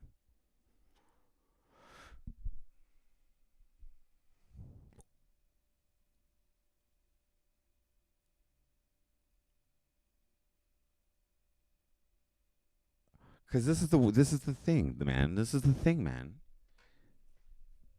You choose me, right? Everybody watching a streamer or whatever, you choose to do it. You choose to spend your time, which I feel is the most valuable asset in this world, because that's what gives you the ability to do anything. Time. You choose to spend it watching me. So whatever I'm doing, like, I'm there, like, it's all a numbers game. Out of 100 people, there's gonna be, X amount of people who think I'm a fucking idiot, X amount of people who think I'm fucking hilarious. X amount of people who think I have beautiful blue eyes and they love eyes. You know, everybody has specific interests in that kind of thing.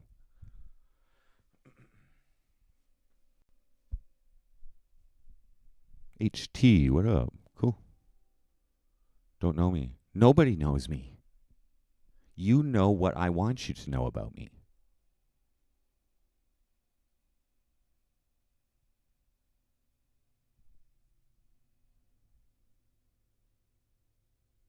Not you, HT, because you just it's your first time watching, but all these other OGs, they know what I want them to know about me. Some of you are really good observers, though, and make accurate assumptions about me as well. So some people are very like some people rely on their opinions, on their own opinions of situations a little too much. Like they're inclined to believe that they're correct most of the time or all the time. You know, those type of people often have difficulty admitting that they're wrong. Okay, and that to me, I mean, strength in your beliefs can be a good thing. Confidence in your beliefs can if your beliefs are helping other people there, that's really good. But you still need to be able to know you're wrong. So, you know, I'll try and like, let's just say we ask a question like, is meth good or bad? Right? So the intelligent people out there know that good and bad is subjective to start off with. Everybody has a different opinion of what's good and bad. And then people who have done meth, who have the experience of doing it, can go off of their own personal experiences, which could have been positive or negative, helped them or not, you know, whatever. But then you have a lot of people who will also jump into that question and like that answer and feel that their opinion is valid, but they've never done meth before. All they've done is hear about it, watch movies about it, observe their friends ruin their lives with it, but they've never done it themselves. But yet they have an opinion on it. How is that possible? Why should those people be listened to?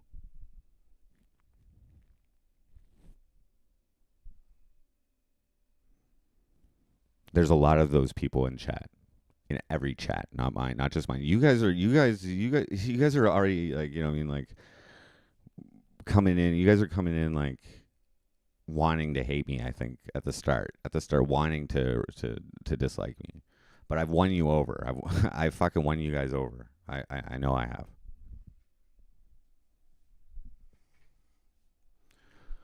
I'm just shooting the shit where my story goes. Okay, this story, it ends up is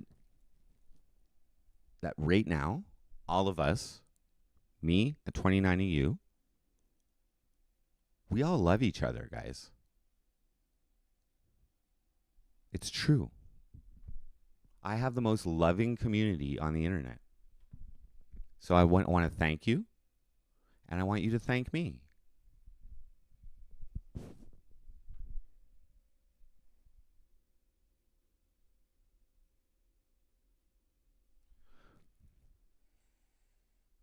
Please don't take it personally when I troll you, MC. Entanglement messaging with my brain. Okay. Personally,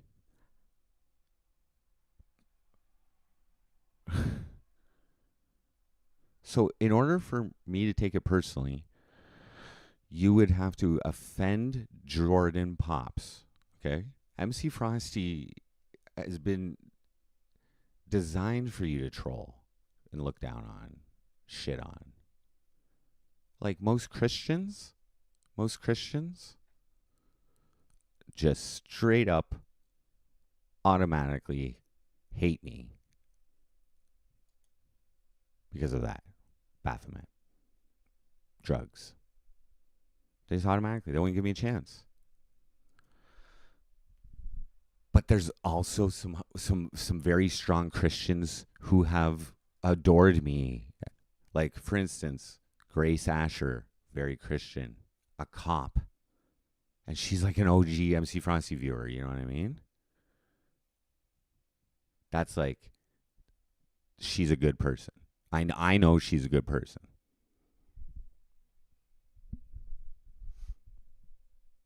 I mean, like, for this, for what I do, a good person, like, someone who's not supposed to enjoy me because of the stigmas, but end up enjoying me, like going out of the way just to give me a chance, and they find it. I really enjoy that. It's good. Like I think that's probably a good person. I don't know. Thank you, faithful follower. I'm obviously at a point of use that I have some control over it. You must clarify. People who have used it and learn how to control it, which you can only learn the hard way. Well, like, I don't know anything that I've learned how to do that was like, like,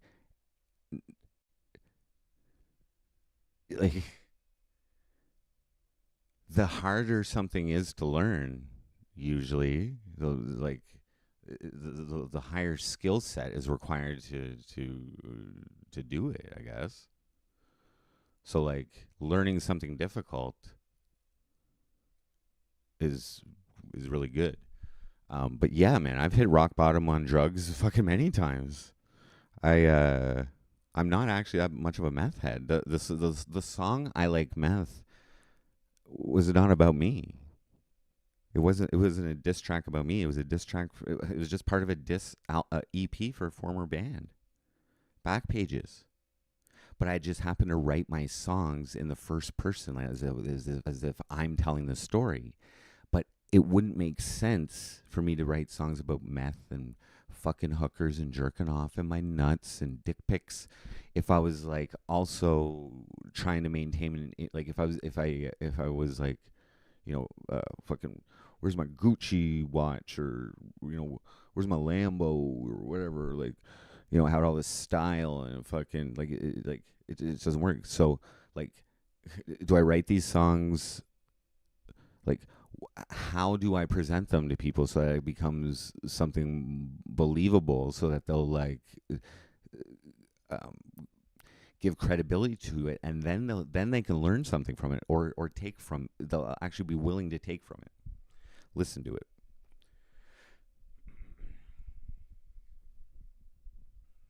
Like,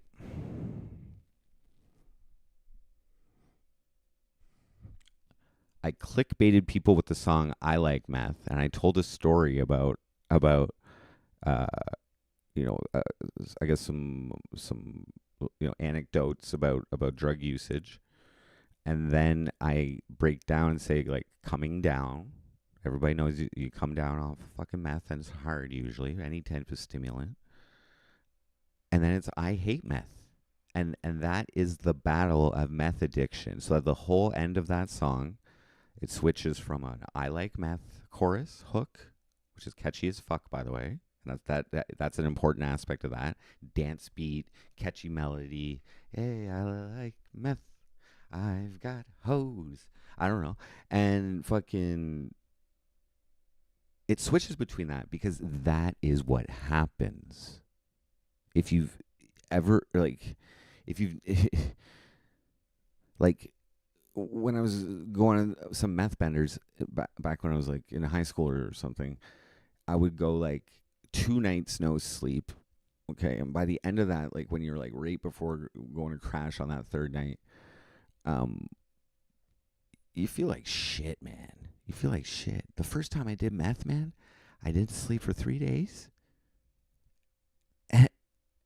And like, I didn't. Okay, I was high for 24 hours, and I didn't sleep for 3 days. And by the end of that fucking third day, I was like wanted to die, and I'm like, I'm never doing it again. And I can't believe this guy who sold it to me didn't tell me this was gonna happen. He only sold me on the good thing. But then once those come down negative emotions, I rebalanced back myself. I was like, let's party this weekend. Let's go. And then the come down wasn't as bad that weekend. And I was like, oh, okay. The more you do it, the less it sucks coming down. Okay.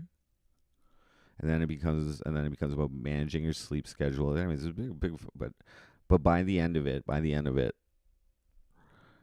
did not feel good. And I didn't do it for a long time. In my 20s, I did coke.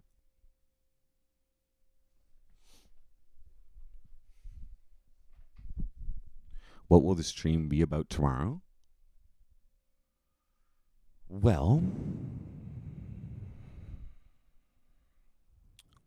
I don't know what the weather's like. Should I check the weather? Um, I don't know what it's going to be about tomorrow. You think that I should like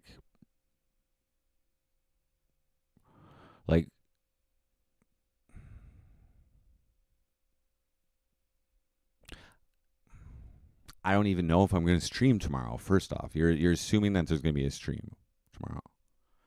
Um, I would like to sleep and get back to a balanced state. I'm already past my schedule here. I said I was going to. Oh no, it's 12:30. Okay. Um, I don't know.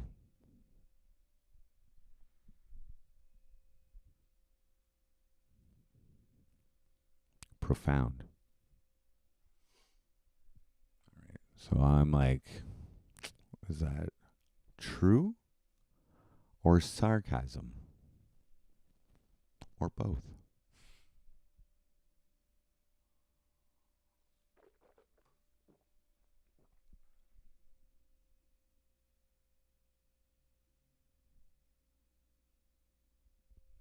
Stay high for a month. Yeah. So I never got to that point of doing it like yeah. I would go.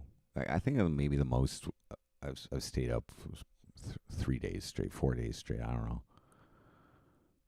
Because you nod off every here and there if you're not keeping up on it. But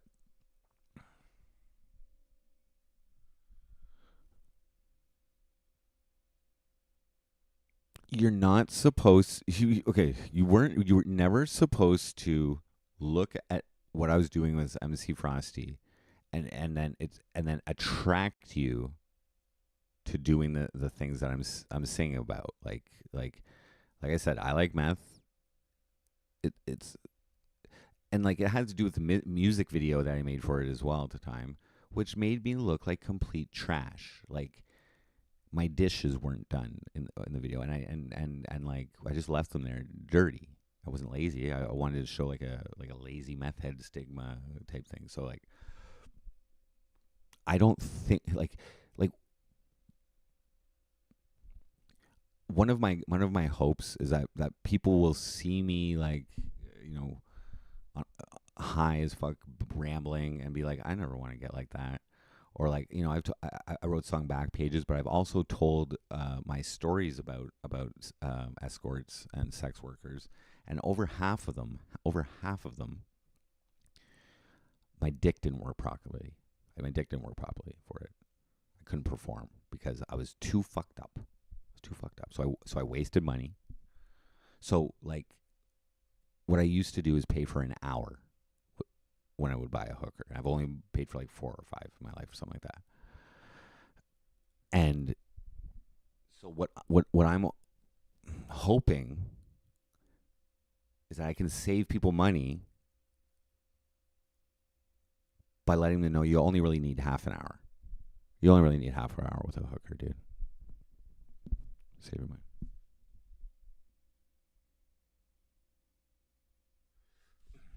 Yeah, yes, performance issues. Okay, so this was my hooker arc. Okay, um, start out by like doing some speed or some stimulants, some meth, whatever, shards, smoke it, whatever, snort it, whatever. Okay, so let's say start at like 8 o'clock at night. Okay, maybe play some online Scrabble or like crypto trading for a while, all right? Just keep doing little bumps all night, okay? At some point, I would get horny, okay? So I would jerk off. Now, I don't know if any of you have ever beaten your own dick while on meth. It could go a variety of different ways, but usually you got to work it pretty hard. Like if you ever had sex on meth, I've like banged chicks for hours on that shit. You know what I mean? And no ejaculation. But there's no females around. You're getting high by yourself, like a super cool dude. Or maybe it's cocaine, whatever. And then you jerk off. You're satisfied for a bit. Get back to doing whatever you're doing. Within an hour, you get horny again, okay? So you beat your dick off even harder. And you just managed to climax this time, okay? But it was a lot more difficult. You're further along in your high. You've already jizzed, so you're desensitized a little bit. Okay, you're basically callousing your hand up, and you know what I mean. But finally you get it off. Okay, you have to throw on like a Ariana Marie, Bobby Dylan, fucking threesome scene, getting blacked. You know what I'm saying? Just to get that extra little stimulation. Okay. Now, after that, normally I would just go to sleep if I wasn't doing math. If I wasn't whatever. So no real performance issues now. Any female will be lucky to have sex with me while I'm on meth, and I'm fucking god of stamina. You know what I mean?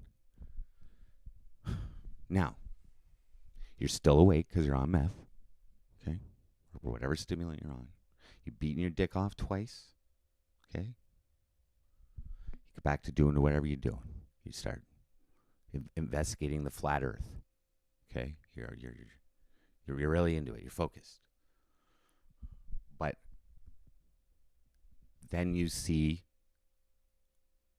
a top view of Mount Everest, and it brings you back to thinking about,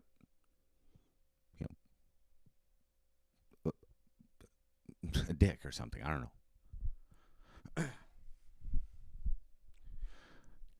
Now, you get horny for whatever reason after jerking off twice that night.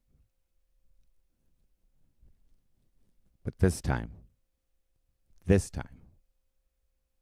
you're not going to use your hand because your hand's not turning you on anymore after that last beating you gave it. So you decide to call a sex worker to help you out in this third time.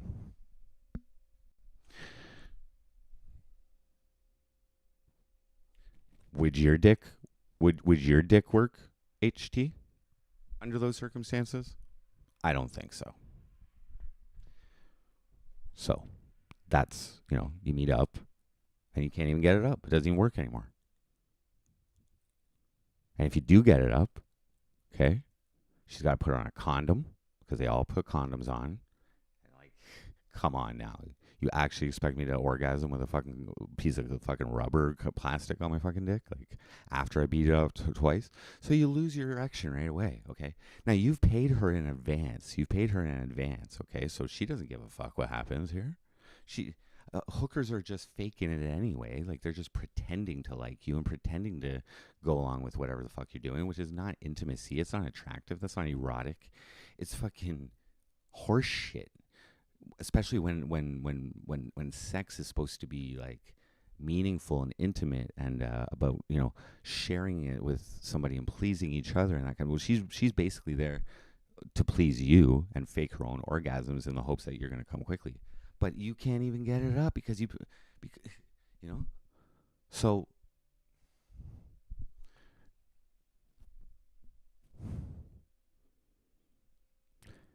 I guess the point of the story is is if you do some meth and you end up buying a hooker at the end of the night, you, in my opinion, you should have bought that hooker before you did the meth, okay? And for half an hour is too long, and you don't need to be Superman fucking a hooker. I'm just saying, you just get her done. If you can find a hooker that offers 15-minute sessions, do it, man. But don't jerk off first. All right, I'm just talking too much here. I don't know. Did you guys even find that funny? Good. No, Flat Running found it was boring. Okay. Moving on. Sorry, I took that a little too far. I tried to be graphic.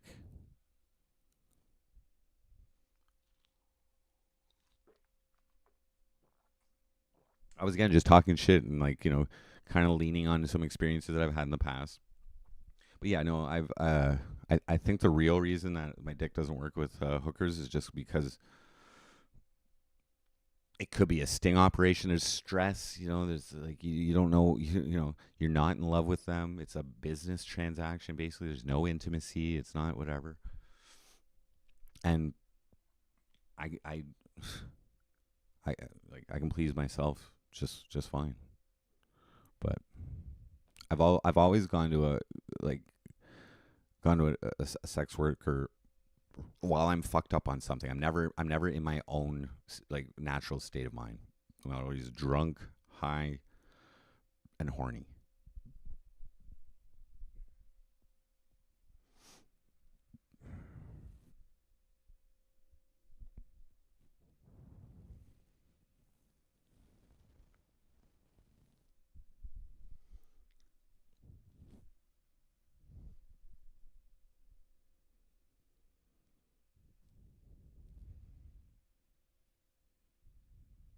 South to west. Maybe it was partially the woman's fault for not doing her job as a professional.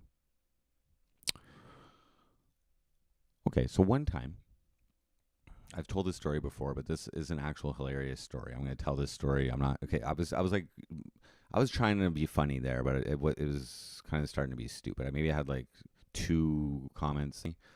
I'll tell you this one, okay? This is exactly what happened. It was my birthday. Got shit-faced in Montreal. My roommates took me out. I'm near blackout drunk. Never is the first time I ever called a escort or whatever. We get back to the apartment, and the roommates wanted to buy me one. So they got the newspaper in Montreal, whatever, Gazette or whatever, and they actually have back pages on there with classified ads. And they look through them. And they start calling, and they ask me what kind of what do I want the hooker to look like? So I say, well, blonde and big tits. That's what I say. So that's what they tell them. Well, they actually shopped around to try and get the best price. And what that ended up being was different phone numbers all routed to the same operator. So that's what they found. So anyway, they did that. And I'm shit-faced. Okay? Sometimes that's not good for getting it up. Too drunk to fuck. So anyway, 20 minutes passes.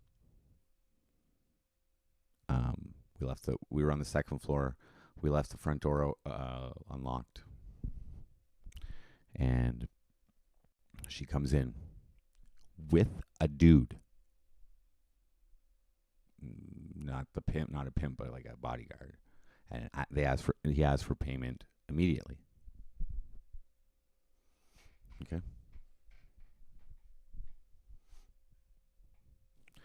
So we pay. I think it's $180. Give him $200. Pre-tipped. Now, on first look at her, I was drunk. And I thought she was a little bit fat. She did have big tits. She was blonde. But I didn't really specify the body type that I was looking to fuck that night. And by my standards, on my birthday, I didn't really want to fuck a fat chick. And I thought she was fat. But especially pay to fuck a fat chick. But okay. And fat chicks are beautiful in their own ways. Okay. Some fat chicks give great head. Better head than anyway, to each their own. But so they come upstairs. My first impression is this chick's fat.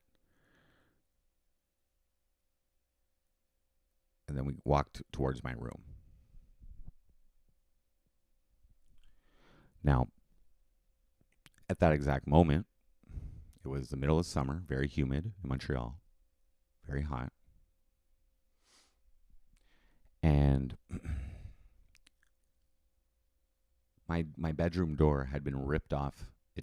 Ripped off its hinges earlier that week because I was selling cocaine, and my roommate was a very big Joneser.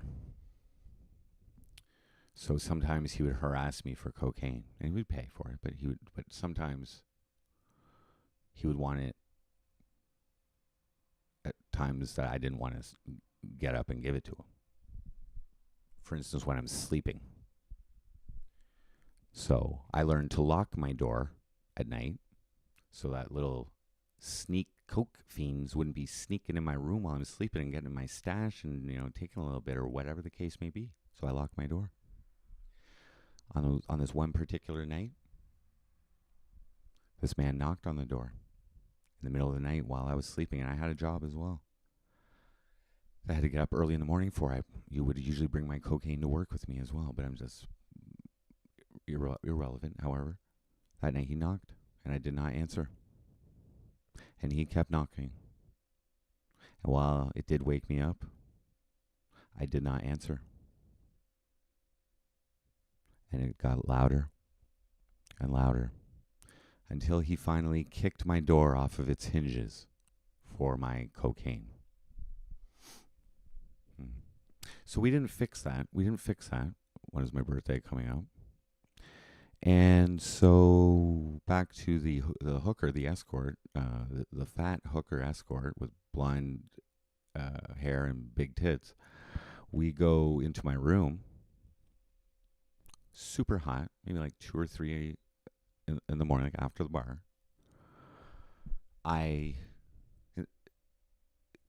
For privacy's sake, I thought I should close the door, so I lift the door up and place it in the door frame, okay, because the hinges were broken on it. It wasn't working, so I had to physically put it in there, which is, super impressive to any woman who's trying to get sexy with you, okay,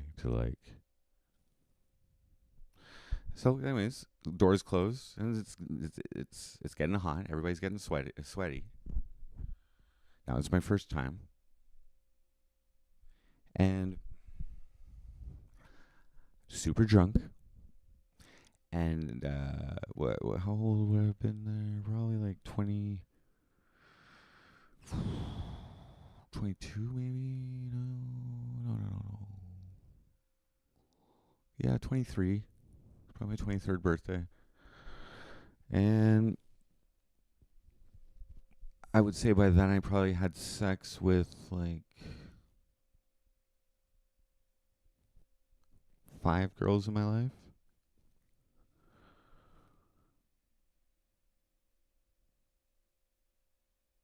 But I never used condoms. I always they were either on birth control or I would pull out.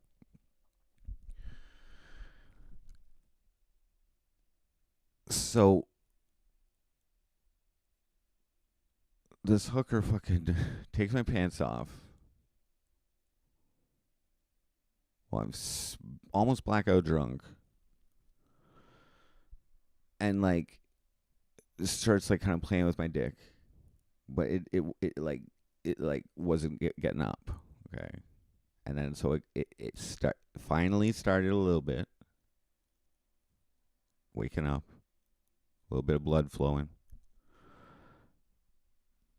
And then she pulls out her condom.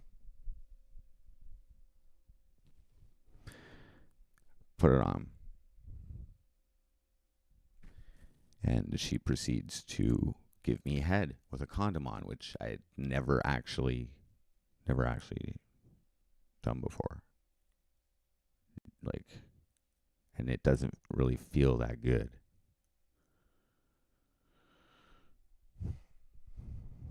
So then I start getting soft. She's trying to get it up and whatever. So she kind of like gets it up again, like kind of semi, a little more on the harder side. And she indicated she wanted to have sex. And then I lost it. I completely lost it. The erection. And she goes, well, what's the problem?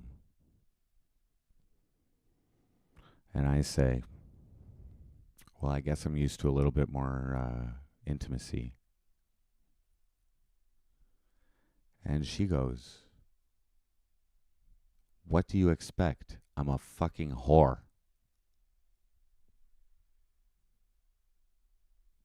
And I said, okay. And she tries a little more. And then she gives up. And she says, you might be able to call the office and get another girl if you want. She leaves. That was the story.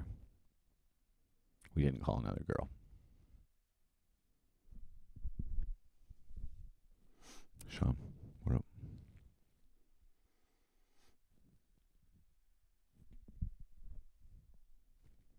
And I was nervous, but like she was like she did have sex appeal. Once I got her into the room and she was like doing her thing, she did some sexy things. But I thought I wasn't attracted to her overweightness. Surprisingly, like I've hooked up with a few overweight chicks, and like usually it's fine. It's fine usually. But I didn't feel like she was worth paying for. And I thought we were like getting scammed because they like took the blonde hair, big tits, and but like sent over a different chick. But maybe I just had like pretty woman ideas of what a hooker was or something like that. I didn't fucking know. And I was like, condoms, like what the what? It doesn't even feel good. Like what? And I was drunk. So right there was already like extra difficulty level. But yeah. And it was really hot. Yeah, waste of time. Sounds awful. Well,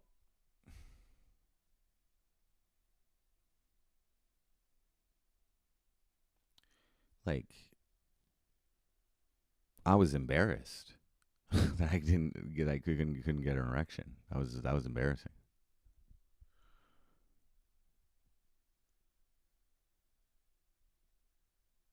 And like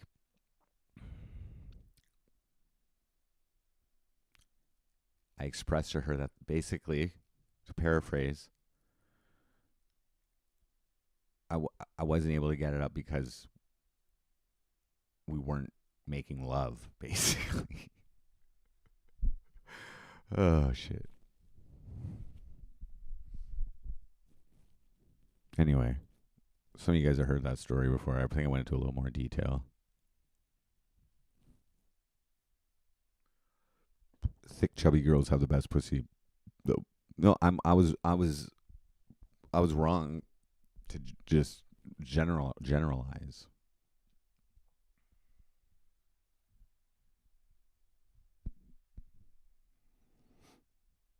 she's telling this story now and saying that I had a problem with her being overweight. Okay, that's not politically correct in 24. That's like fat shaming. But back then, in like 2005 or whatever, um, I thought like I was of the opinion that like fat people don't take care of themselves and are not. I'm not attracted to it, and maybe that's because my parents were like my dad's overweight, but my parents were always overweight, and I was like, why do you guys keep eating all this food? Like, you guys don't look good. Like, I don't know, but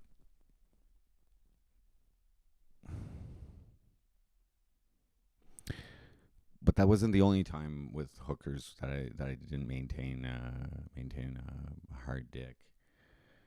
Um, years later, when I returned to Cornwall, we had attempt number two, and this is a situation. What happened? What happened for all the rest of the hookers was drug induced bad decisions, like being really horny while high, as I mentioned earlier. That was basically it. And I could still get it up, but the next one that happened, this one got me on Plenty of Fish. I was sending messages to chicks as you do on online dating, and this see I would also check out back pages as well. Okay, so like I would like see what's available on back pages, and then be like, I don't want to spend any money. Go check out Plenty of Fish. But what happened on this night is that I saw a chick on Plenty of Fish who was also on back pages. I recognize her from both. So, but I sent her a message. I sent her a message as if she was just a normal chick, like on the online dating site. And I never got replies. I never, like, unless I took my photo down, then I would maybe get replies on online dating. But most of the time, no reply. So clearly I don't know how to make a profile. But this chick responded. She responded, and she was playing it very coy. So I like played super dumb. Like she was like, I forget exactly what she said, but she was like saying stuff like, "Oh, we can meet up right now," and like whatever. I was like, "Oh, okay." But eventually, she confirmed that she was an escort and it was going to cost money. Now I was like, "Okay, but where do we meet?" And all this, and so I went there, took a cab there, and I was quite nervous. I was quite nervous, and that was what killed my erection that night. I think I did put it in her. I put it in a little bit, but it took her some work. But yeah, I thought it could have been a sting operation. Okay. And what I did, I was just nervous. I wasn't sure. I put the money in an envelope, and then I would, as soon as I got there, I would go to the bathroom, and I would leave it like somewhere visible on in the bathroom, maybe on the toilet thing, or on the counter or whatever. So I didn't hand it directly to her, so I wasn't like paying a sex worker directly, and it might be legal in Canada too. I don't know, but anyways, I was worried. I was high. I was paranoid, and she was pretty cool. She was nice. She gave me a massage at first, and I did get aroused, and she did put it in her, but I lost it. I lost it again with condoms and everything. So I grew up. I wasn't used to condoms. So, and it was already like my brain was already desensitized from being too high, and I was nervous. So like the emotions weren't right for that kind of activity from what I'm used to. So, and I paid for an hour, like $200 or whatever. And so she tried real hard, but eventually stopped. And then she was like, "Do you want to get in the tub?" She gave me like a massage in the tub. And by the end of it, she offered me half price for next time. But I didn't have an orgasm.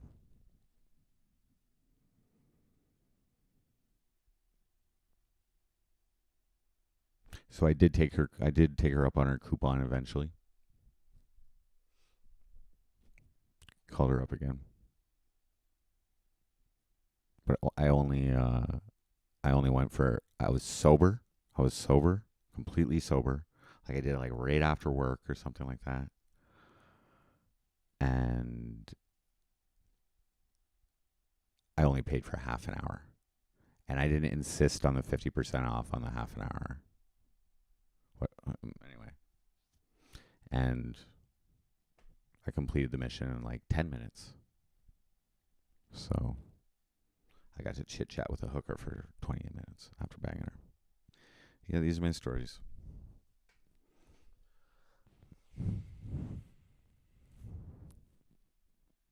That hooker? It was like 120 for half an hour, 200 for an hour, something like that. Or maybe 100 for half an hour, 180 for an hour.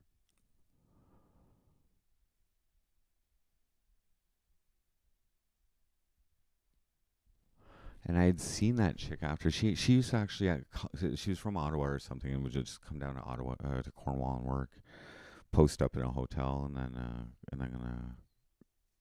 you know, try and rope them in from Plenty of Fish. Pathetic simps. But she came to like get some weed off me one time, and I legitimately thought I was gonna get laid for hooking up a prostitute with some weed. I was like, yes, but that didn't happen. Like for free, but that didn't happen. They're just normal people when they're not working. These are boring stories, aren't they? I'm getting pretty tired, guys. Hot Boxinator. Simpering. Okay, bro, what up? There's like a couple other stories, but I didn't there's two other ones that I know of that I can think of. I didn't ejaculate with them either. One of them was I was browsing the back pages so you can pick your chick. And there was two chicks that were kind of similar. They had like, I guess, black hair and tattoos. But one was shorter and one was taller. And I ordered, I think, the taller one. However, I get there, and it wasn't the chick I ordered. It was the other one. Now, because I found them both attractive, I didn't care. I went on with it. Okay. I was attracted to her physically. Okay. However, she did not speak a fucking word of English. She was completely French, which is not a problem.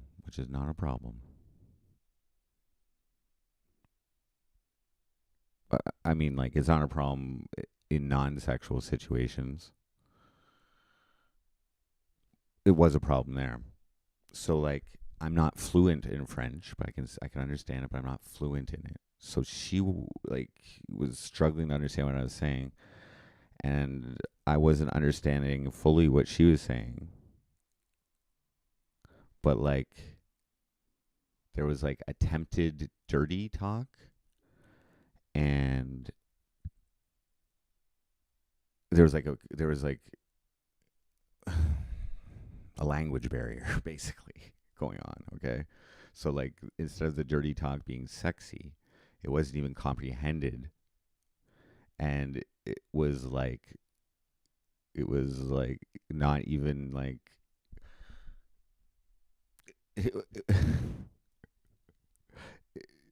like if you speak perfect French and then you hear me talking French, it's probably going to turn you off. Actually, like oui oui, oh, c'est bon, oh oui. Um, no, I did get it in her, get it up and get it in her, and she was riding me. She was riding me. Okay. Now I had a little bit of a prickly stubble that particular day. I think I was like kissing on her chest or tits or whatever. But she had very sensitive skin. Like while she was riding me or whatever. And her fucking skin started getting rashed up from my fucking stubble and was not comfortable for her. And I felt bad when she pointed that out to me in her French. She's like, "Oh, I forget how to say it hurts," but that's what she was saying. And after that, I lost my erection. And what was upsetting about that particular one was I paid for an hour, and she kicked me out after half an hour because it wasn't progressing. That upset me.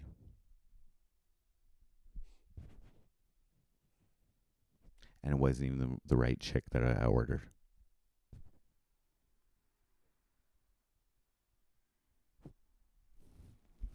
Cyclone, what up? Am I gassy tonight? I did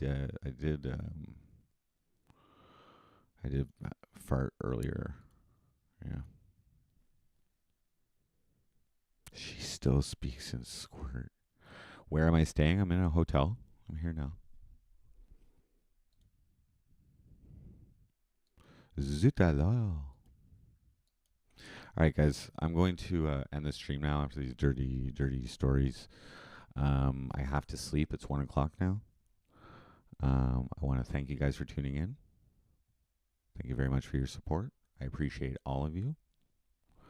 As I don't know if Sunny's still here. I may or may not stream tomorrow. I'm glad we had a little bit of a reacquainting with Miss Tina over the past couple of days. It finds me when I'm in Cornwall. Not gonna be a habitual thing, and we're just gonna have some fun, try and find a place to live. But it really depends how much sleep I get and how I feel tomorrow. Whether I'm gonna do some IRL. Pure Gosu, I would like to do it on a sunny day. I just want to do this when maximal people are walking around. Less people walk around on a cloudy day, generally.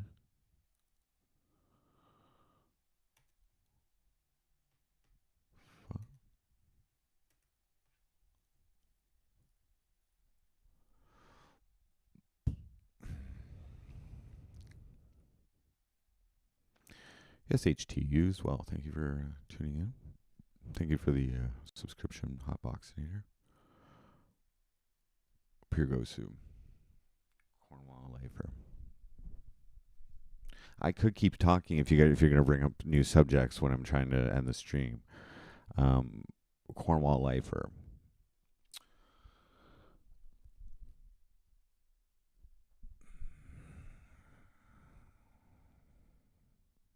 I'm just trying to be happy, man. I'm just trying to surround myself in an environment that I can flourish in by my standards. And I want to feel good. I want to feel good.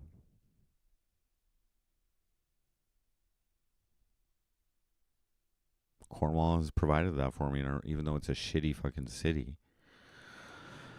I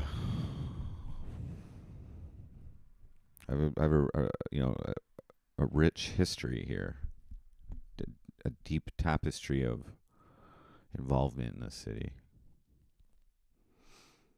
and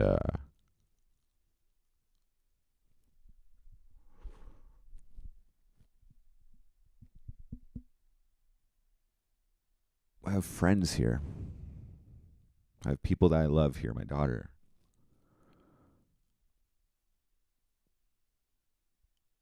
So it's good. It's good to surround yourself with that. I ain't, like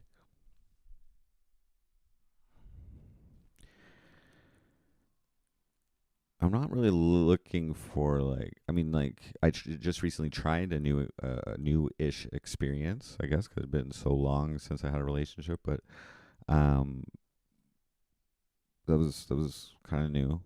But I'm just trying to get better at the things that I do. That's where I'm at. I'm trying to get better at the things I do. I'm trying to advance my interests and my involvement and get better results out of the things that I do, which is mainly MC Frosty. So now I understand, guys, that my statistics and everything, they're nothing really to brag about in the big picture. But what I brag about is that I love this shit. I love it. I love being able to be an entertainer. And it is so ridiculous for me to watch streamers with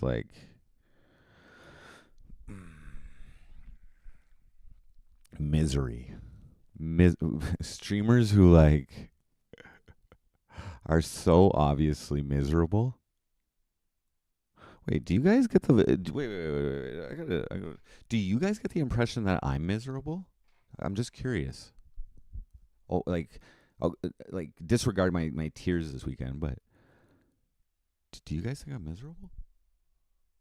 Have you guys ever thought I'm miserable? Has that ever crossed your mind? I don't have any UFO sighting stories, except I saw something weird when I was sleep deprived. Fucking only yesterday. I'm broke and happy. Yeah.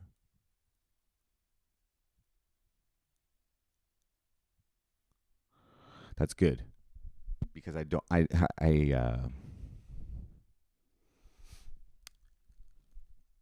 Like like with MC Frosty. I try to show you that I handle my problems.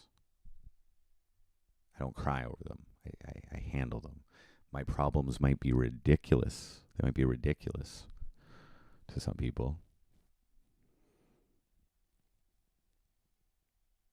but I'll complain about them though.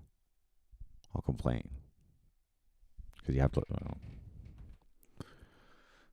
Thoughts on the new Kick platform? I haven't checked it out. I used the one previously a little bit, but I'm gonna explore it.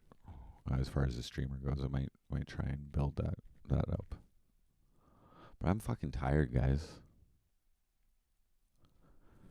No honesty, MC Frosty, and breakup sucks, my friend. And look at this way, you got your freedom back.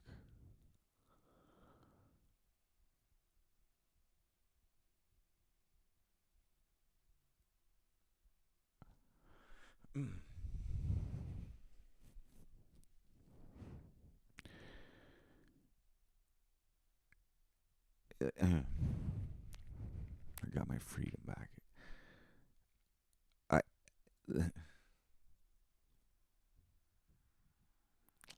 I It's not that my freedom ever went away.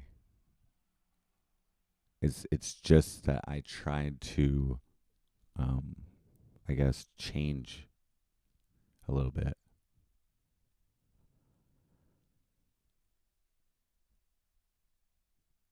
to just help everything mesh, compromise some things. But my freedom was always there. Like it was my decision, and I to stream with Tetris, and there was a belief there that that would help me succeed, genuinely. Um, but that was dependent on me continuing to improve in my skill rating, and that didn't happen. I hit a wall. That wall is 8,000 skill rating, which but it's up around there. But I wasn't good enough to really continue, like, to build that to like a blue scooty level, you know. So, but I do really enjoy playing Tetris, and I probably would have been playing some Tetris if I wasn't streaming. So why not stream it? Tetris did kill my viewer count, but here, guys, let's see how we're doing in this new life. Since I came back to Cornwall on when was that?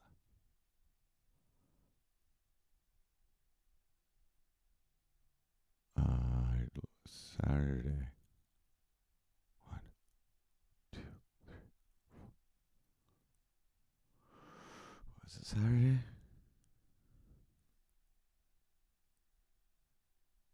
Yeah.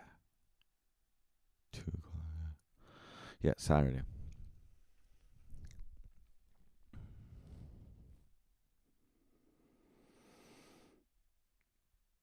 So it's 1, 2, 3, 4.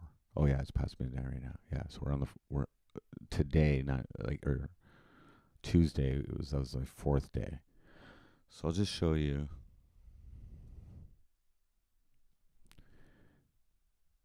the analytics. It's motivating me, and I feel like I've been a pretty good entertainer. Right now, I feel like I'm just like I'm not at the top of my game right now. The drugs are fucking wearing off. I'm sleep deprived. I need sleep, and that's gonna happen soon.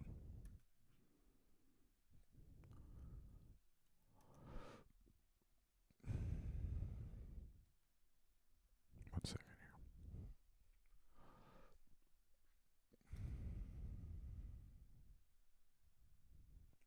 Elmo, you're not looking for a job, right, Frosty? Well, if I was gonna look for a job, it would either be spell checker or grammar police, and I would totally fine you for not spelling or using the correct apostrophe in your.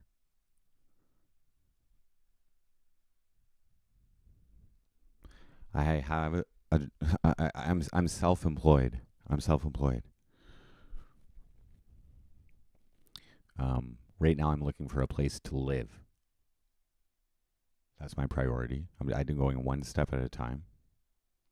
If I get in a situation where I need additional revenue, um, for a prolonged period of time, I may indeed look for a job,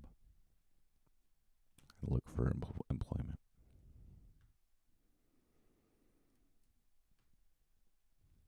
But I'm happy with the way I spend my time right now. I I don't really need the luxuries in this life that money can afford. Um,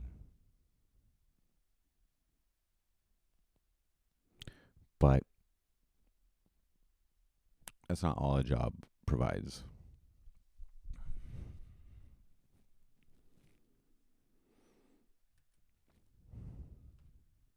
Sorry, this shit's fucking. Why is it like that? Why? Why is it skipping frames, bro? It's because my computer's too slow.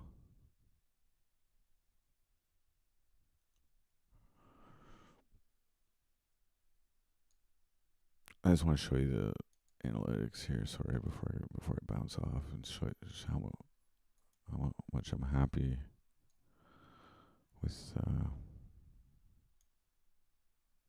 making the decision to leave Newfoundland and then coming to Cornwall, and then you guys not hating me for all the Tetris.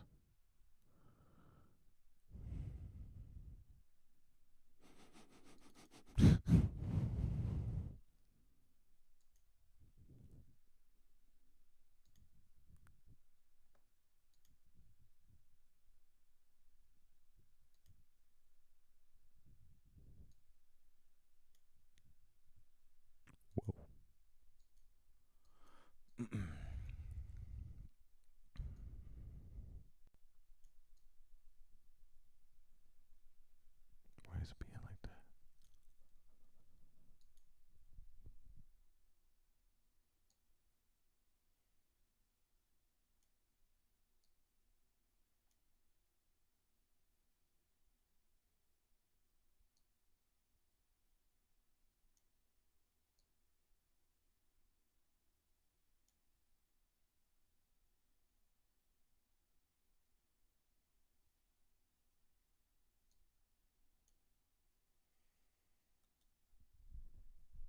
Weird.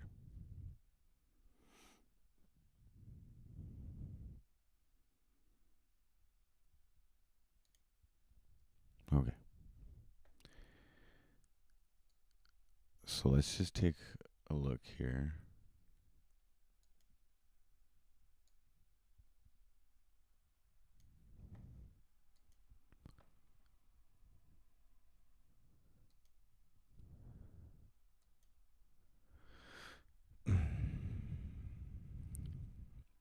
So I left on the 13th. It's April, never mind. I left on the 11th. Why doesn't it give me the 14th? Fuck. Weird.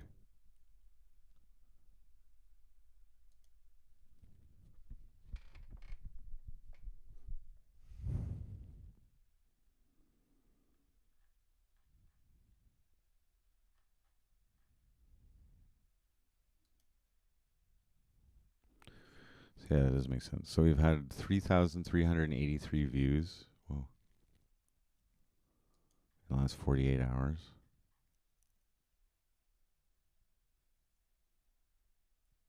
Why did it do that?